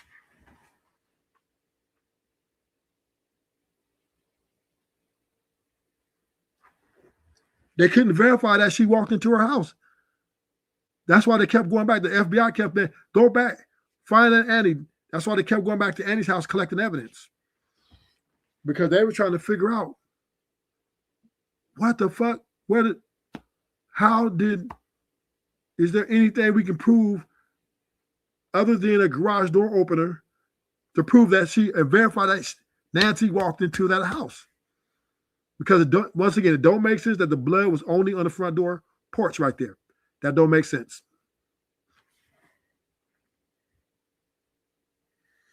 It don't make sense that they carried the body out the house, supposedly kidnapped, and there was no car spotted.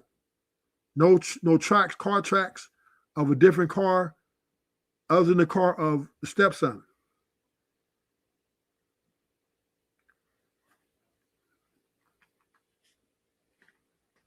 I'm telling you, this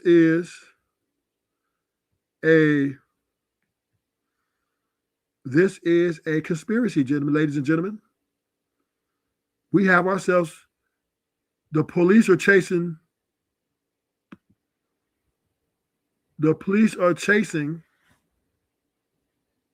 a ghost.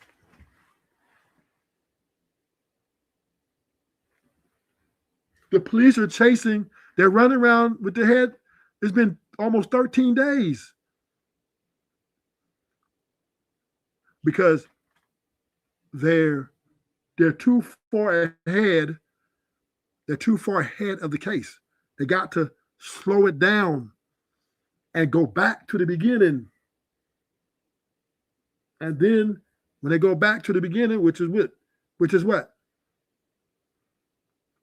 The ghost is Nancy. They're looking for the body. They're doing a search spot for the body. Nancy is long gone, man. These guys, see, this is what you guys got to understand. Susie Oldie, walk to the show. These guys are up against a $32 billion entity. These people got a lot of fucking money and resources to make this shit disappear. We're going to play a game called Disappear. The guy on the camera. Yes. Yeah, the OG sheriff, I think he felt his gut feeling that they didn't do it, but a garage door open 2 minutes, and that was a verification. I wouldn't went for that. I need, if I'm the sheriff, I need a video evidence or an eyewitness for this to be verified. Other than the brother, other than the son-in-law. I need somebody other than the son-in-law to corroborate.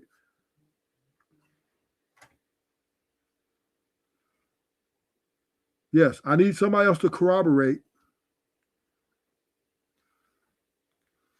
that they seen Nancy go in that house. Ain't no, I'm not going to take no guy. Oh yeah, I made sure she went in. Okay, I need something else. Let's get a video. I need a video. And now I'm going to have to detain you. Or I'm going to have to ask you or take you down and interrogate you.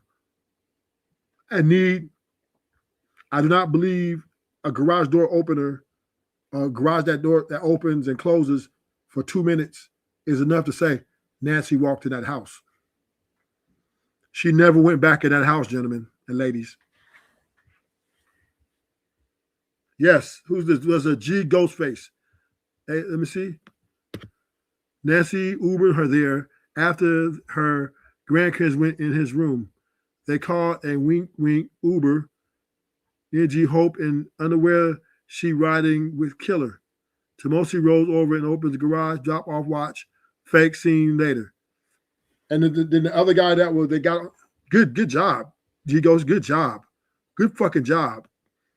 And G Ghostface, you got a college degree in this? You use a FBI agent? And the police can't figure this shit out? Facts. How was the garage door opening for 2 minutes verified? By whom? Tommaso, yes. And then they went they got a timer on the garage door as well that they can show that the garage door opened. But that doesn't mean nothing. You don't need you can open the garage, close the job, and nobody ever going through that motherfucker. You in for that? Come on, I know the sheriff couldn't be that simple. So we have here, ladies and gentlemen, thank you for coming to the show. Subscribe, hit the like button on the way in the door, take off your shoes, relax, because we're going to walk this down. We're going to walk this down. So let's slow down a little bit. Let's not do like the officers, right? Let's slow down. Step one, Nancy, maybe they get her Uber over there, like my man G Ghostface said, an Uber. Nancy gets an Uber to Annie. They talk her into coming, like, hey, won't you come over and chill, sis? We want to talk to you. Haven't seen you in a minute. We talk about, okay. She said, okay. So she gets an Uber, come over there, and they get to talking to her, and they're giving her drink. They spiked the drink.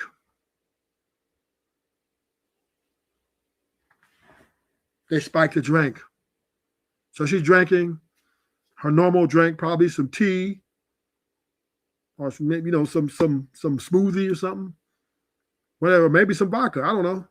But they spiked her drink. She passes out cold. They go and open the door. The professionals come in. There's these professionals. There's these hitmen. They come in, take her out the back door. Put her in some sort of vehicle and take her to an undisclosed location. And then Tereso, the son, her husband, Annie's husband, proceeds to go to the house to make sure he opens the garage door, close the garage door, probably got out, walked a few steps to the door, to make it look legit. Goes back to the car.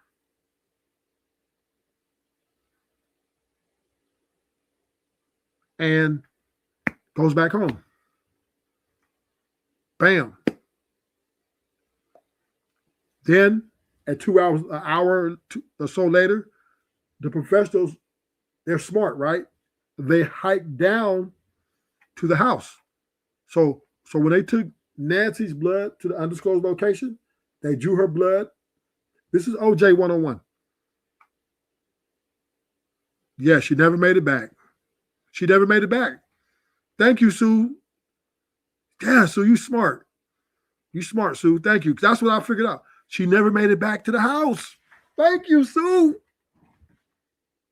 She never made it back.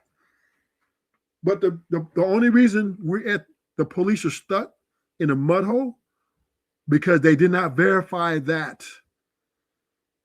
They just said the garage door open for 2 minutes. And that was it. Yes, Sue. Let me highlight that. So do you think Nancy ever made it? No, she didn't make it back. She never made it back to that house. She was gone. She was dead, probably.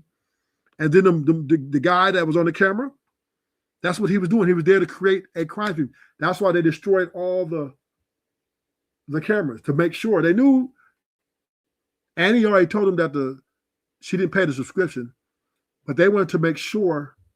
So they destroyed all the cameras that they could. And they kind of messed up because they still got him on camera trying to cover up a camera. But that guy had a gun on him. So these were professional hit people. These people were hired by the pharmaceutical company. Yes. These were the top of line professionals, ladies and gentlemen. So they made an elaborate plan here. So when they came behind Annie's husband, that's when they planted the blood on the front porch. They planted that. Come on. They put the Apple Watch. Then they put the pacemaker, right? They created a crime scene, and then they made it look like a kidnapping. They sent ransom notes in to the news station, which that is the dumbest shit in the world. But it was smart because it did the job. It distracted. It took them from the actual crime, right, of murder. This was a hit, murder for hire. This is the actual crime, ladies and gentlemen. We have a murder for hire here. Plot involving between 15 to 20 people, including the Guthries. All Guthries are involved from Savannah on down.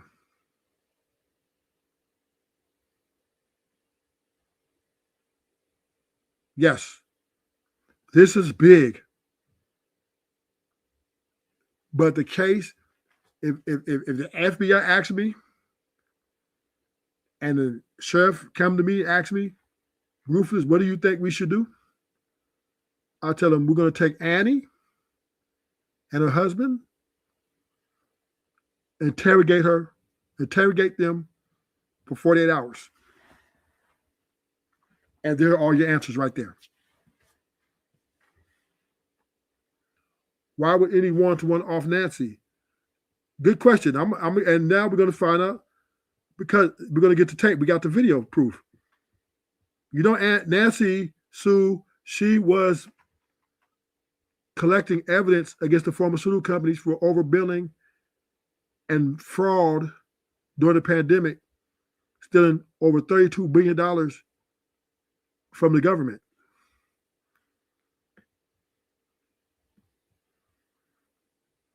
That's why they want to take her out. And I got the proof right here. I got proof to back that up. Yes, indeed.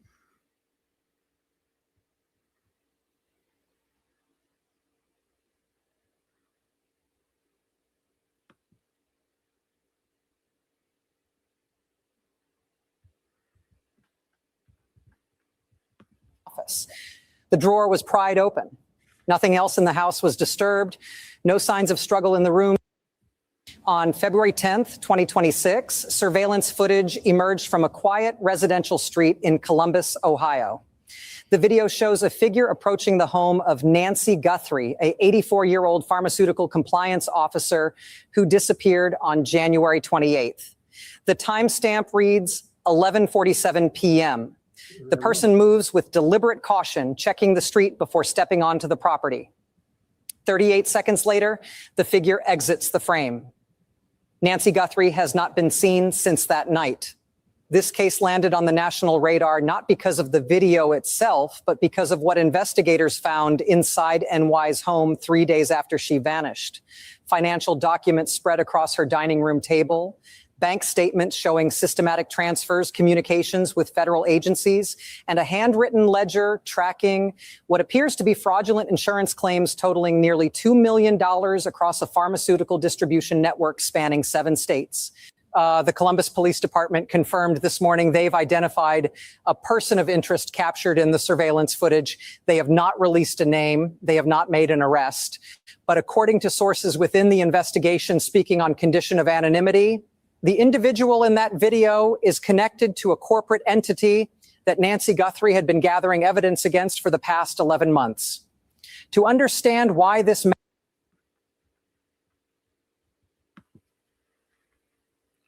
And whoop, there it is, Sue. There's your motive. There's your motive. They stole over $32 billion. And she was gathering evidence to take these people down. So they took her out. Whoop, there it is. Ruthless figured it out. Ruthless figured it out. Subscribe to the channel. Matter of fact, donate something to the channel because Ruthless put y'all up on game. I brought clarity and strength to this case. I brought logic, reasoning, and a sound mind to this case.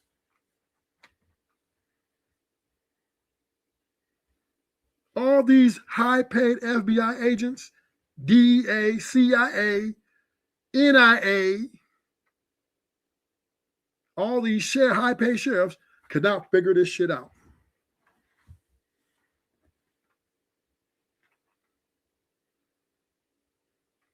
But if you do the research, Nancy, that's what she did.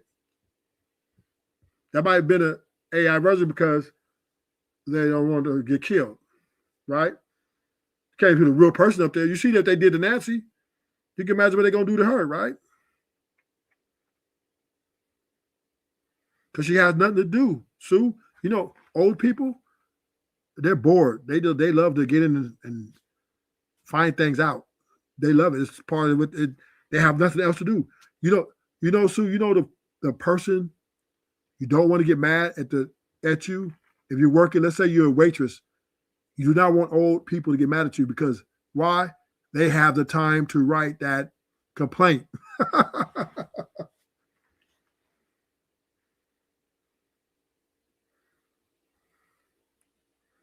Because they're all over the place, right? They got too many chiefs and not enough Indians down Crossy. They got too many chiefs and not enough Indians. Hit the subscribe button. Subscribe to the channel. Ruthless is bringing y'all the best news station on the internet. I think I'm going to name it Crime Cracker. That's what I'm going to rename my channel, the Crime Cracker. This is what I do. This is what I do. I've done it so many times before, right? I figured out the OJ case. I figured out the Diddy. I figured all that stuff out. This is what I do. And I figured this shit out today. I figured before I even seen all this information, I figured Nancy, she could have never had left. She was never in that house again. I knew it. I said, that's why they're stuck in that one place, because they think that because they can't prove that the body was taken out of there. Okay. You want to play it again? Okay, I'll play it again. I'll play it again.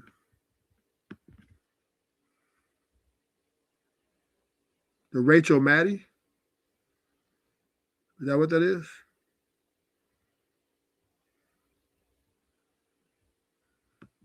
Matters beyond one missing woman in Ohio. You need to understand what's been quietly building in America's pharmaceutical supply chain since early 2025. And you need to understand how it connects to the largest corporate fraud investigation the Department of Justice has launched in 8 years. Start with the basics. Nancy Guthrie worked for a mid-sized pharmaceutical distributor called MedSource Logistics based in Columbus. The company handles prescription medications for nursing homes, hospice facilities, and small hospital networks across the Midwest. Revenue last year was $470 million, not a household name, not making headlines, just one of thousands of companies moving medicine from manufacturers to patients. NY's job was compliance verification. She checked that medications ordered by facilities matched medications delivered. She verified billing codes. She ensured federal Medicare and Medicaid reimbursements aligned with actual services provided. It's tedious work. It's invisible work until it isn't. In March 2025, Nancy noticed irregularities in billing submissions from 3 nursing facilities in Southern Ohio. The facilities were ordering significantly higher quantities of controlled substances than their patient census would justify.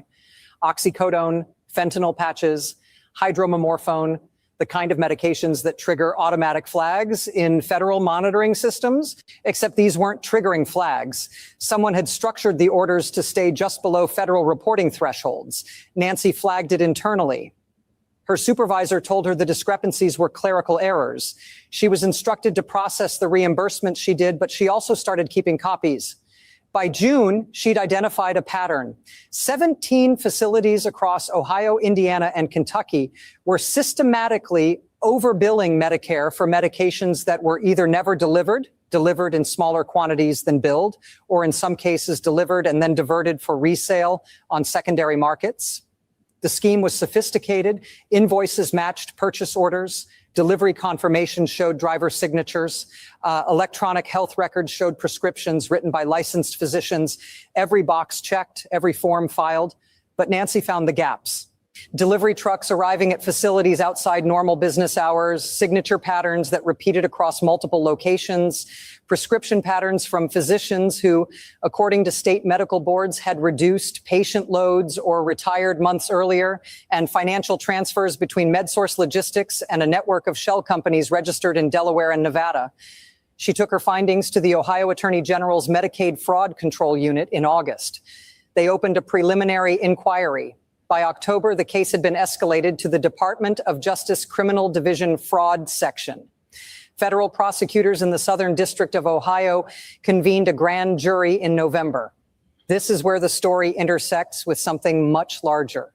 Because while Nancy Guthrie was documenting fraud in Ohio, federal investigators across the country were building cases against similar schemes in pharmaceutical distribution, medical equipment billing, and home health care services.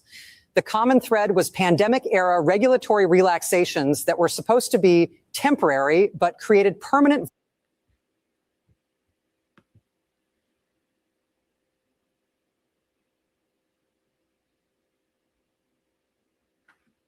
Yeah, probably just a little office dog, you know what I mean?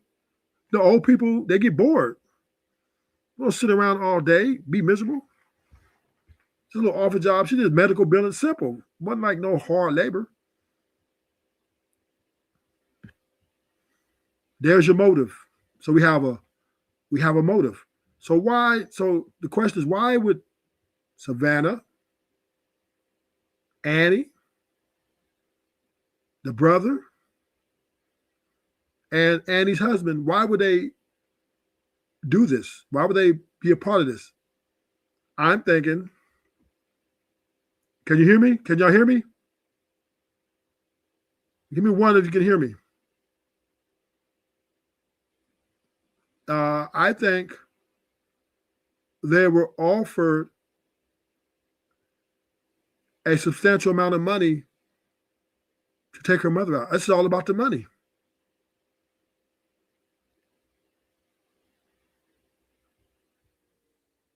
It's all about the money. They probably offered her like $100 million just to take her mom out. We're going to give you $100 million. We're going to bring in these people, and we're going to make sure you guys get away with it. Our people, we just need y'all to do this one thing. Get her to the house, drug her. Okay, thank you. All right. Drug her, and we'll do the rest. That's it. The ransom notes, the people sent the ransom notes. The people created the fake crime scene. They dropped the gloves on the ground. And the police is eating it up. FBI eating it up. Deflection. The ransom notes are a deflection. They're so far away from the crime scene that they don't even know. They're not even close. This is why they keep trying to talk. Well, they're trying to chase a backpack. Yeah, but if you get they offer you $200 million and y'all split it, that'll set you for life right there. She might be worth $40 million on paper, but not in liquid. Like she like property, she probably got different things. But hey, you offer, hey, we give you $150 million to take your mom out because she's in our way. Let's look how unserious they look. Let's look how unserious they look. Let's go. Let's look at their faces. You could tell that they didn't even care.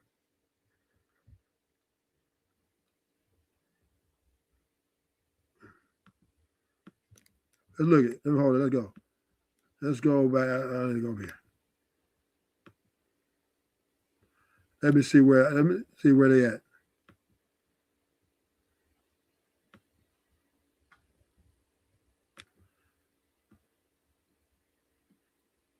They look like, where's that picture? I got a picture. I thought I had it here. Here, right here. Look how they look.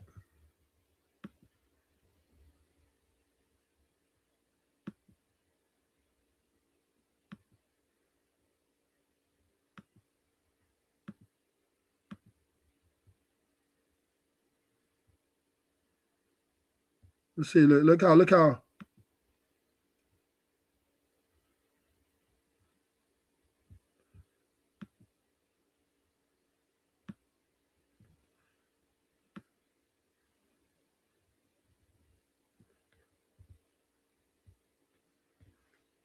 how this is. They look so. They didn't even care.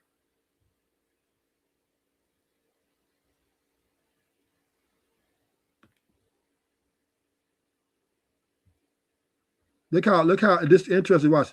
Wait till I get this picture. I'm gonna get it right now. Look how they look. They look like they don't even give a fuck.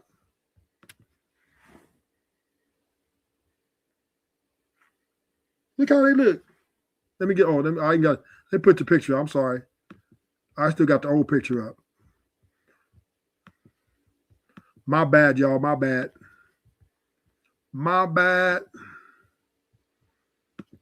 Look how they look. They don't even look like they're sad and they miss their mom or nothing. They just look like whatever.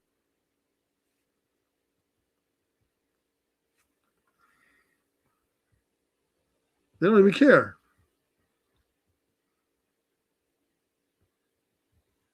Manifester. You know, that positive, supportive vibe where someone believes in manifesting good things through mindset. She even said he writes poetry through his lifestyle. Sounds like the kind of guy who I got better. I want to get the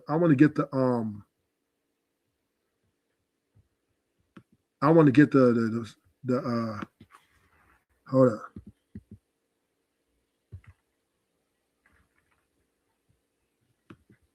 Hold on, we're gonna get the speech. We're gonna pull up the speech. Here we go, right here. I'm gonna bring it right now. We're gonna look how slumbered they sound. They didn't even sound like, man. I was like, damn. That's how you feel about your mom?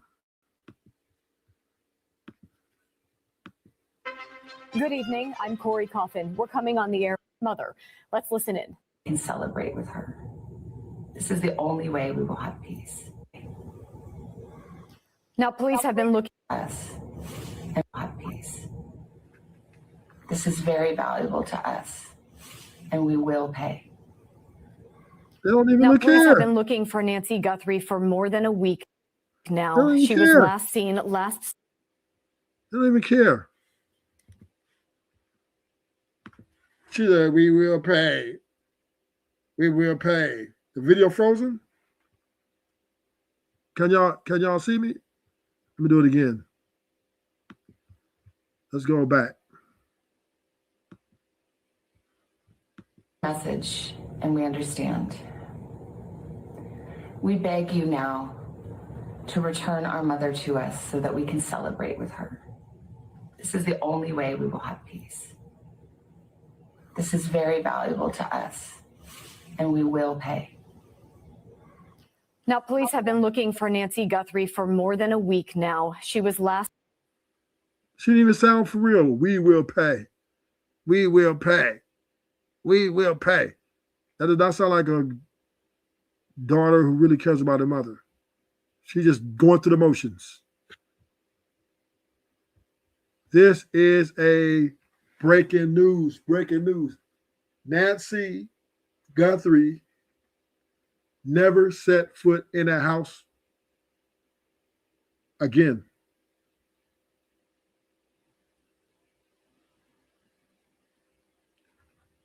That is the breaking news. She never, that's a fake crime scene. And all the stuff that, yeah, we pay, we will pay. That sounded so robotic. She's saying it like she know. I'm just saying it because I know she did. They know what's up. They're part of all of them all this is a conspiracy.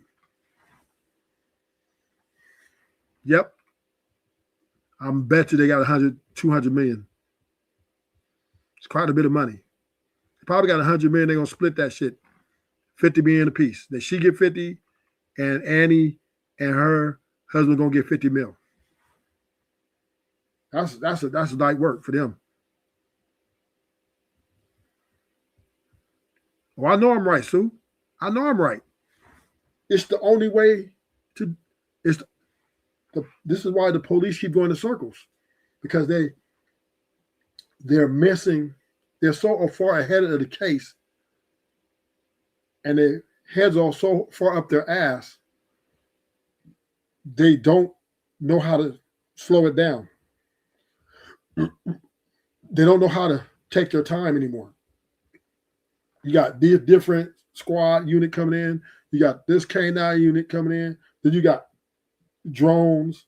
Then you got this specialty. Then you got, so now you're chasing ghosts, right? You're chasing black gloves. You're chasing a man on a film who's with a mask, whose face is covered. Essentially, that's all you got. That's all you got. You stop, your traffic stop, you detain a man and try to like punk him into saying he did the shit. Because here's the deal, right? Here's the deal. There's a lot of pressure on this case to get solved.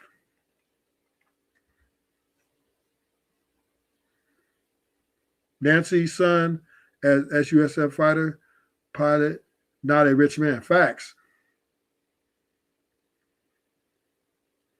And they ain't gonna pay. They just going through the motion. They finna get that 200, probably 150 million, between 150, 200 million payment that's going to be given, that is going to be maybe in Bitcoin. They're finna get paid. They finna get paid. Mom, they sacrificed their mom. Hey, mom wanted to know the truth. Mom wanted to know the truth. And it kind of cost her because she went up against a $32 billion machine. And these people got a lot of money.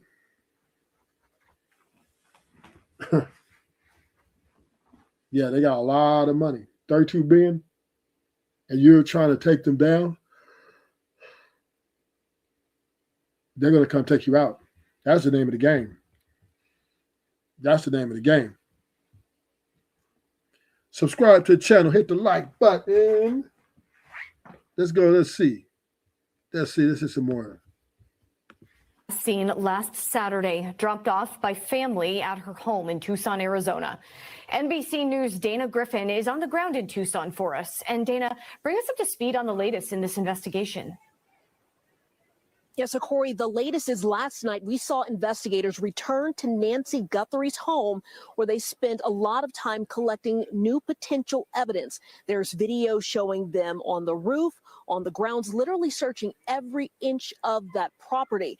Now, investigators have not revealed why they went back or if they found anything of significance, but it's important because it shows that this is still a very urgent and a very dire investigation.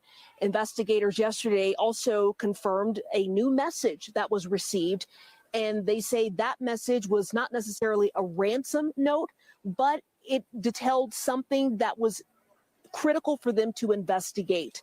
And so investigators are now trying to piece together the last movements. We heard from Circle K, one of the convenience stores in town. They put out a statement saying that investigators had come to one of their gas stations located on a road that is just maybe a few miles from Nancy Guthrie's home. We have not confirmed exactly which Circle K gas station, but the company said that they turned over surveillance video to investigators after they received a tip. Now, investigators say they have not identified a vehicle connected to this crime, nor have they identified a suspect or a person of interest. Tonight, a new message. We received your message and we understand. We beg you now to return our mother to us so that we can celebrate with her. This is the only way we will have peace. This is very valuable to us, and we will pay. Nancy Guthrie's family pleading for her return nearly a week after she was reported missing. Authorities overnight back at Nancy Guthrie's Tucson home. Drone video showing FBI agents searching every inch of the property, disconnecting and removing a device from the roof, and climbing up a ladder into dense vegetation. A vehicle believed to be Nancy's towed away. As renewed activity shut down roads near her home, reaction from the highest levels of government. President Trump last night on Air Force One. We have some clues, I think, that are very strong, and I think we could have some answers coming up fairly soon. Investigators looking for potential clues in a second note sent to the same Tucson TV station that received a ransom note through their anonymous tip line earlier this week. What was your reaction? I did not enjoy receiving that. I did not know that we were going to be the communication platform. Authorities have not said what's in it, if it's connected to the first note, or if either is legitimate. There is something in there that we believe they're trying to convey. This is the same people. I see. We know this, something that only the family would know, I'm assuming. Something like that. The news director sharing the latest note was not a ransom demand and did not include proof of life. NBC News asked the Pima County Sheriff if Nancy's pacemaker could prove she's alive. He said it's not definitive. It's a tool, but I don't know that it ever will tell you she's alive or not.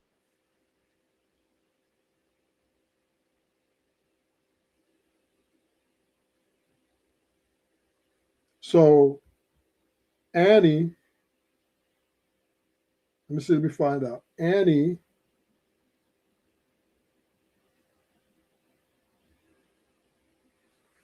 Okay, so Annie Tomico is her. Okay, Annie, a private educator. Annie Guthrie is a private educator.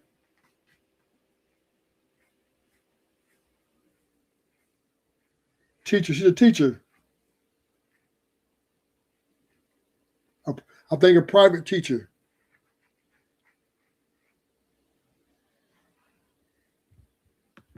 And the husband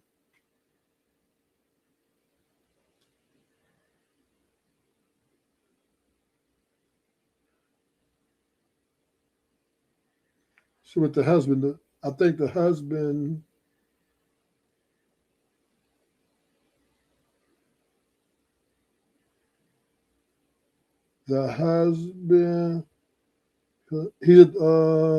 he just does a lot of music. He's Yeah, music, writing music. Yeah, he's a music writer, something like that.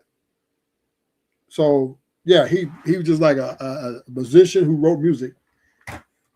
She was a teacher, and he was a teacher, a private teacher though. And her husband, Tomoso, was a music writer and I think he played an instrument. That's what they did for money. Believe me, 200 million. They can go to Italy. They go trips around the world for the next 5-6 years. Tell you, hey, that kind of money, that moves shit. You got $32 billion and you want something done, you can buy damn near anybody. Money turns families against families all the time. This ain't nothing new. While I'm in the stream, thank y'all for coming. Hit the like button, subscribe if you're new. And Ruthless will be back. I'm gonna do a part 2 of this. And we're gonna follow this case all the way through and watch these dumb police officers and federal agents make all these dumb mistakes. And he's gonna see what they do. Thank you for coming. Thank y'all for coming to the show. Subscribe if you're new. Hit the like button on your way in the door. Take off your shoes. Thank you guys. And Ruthless is out.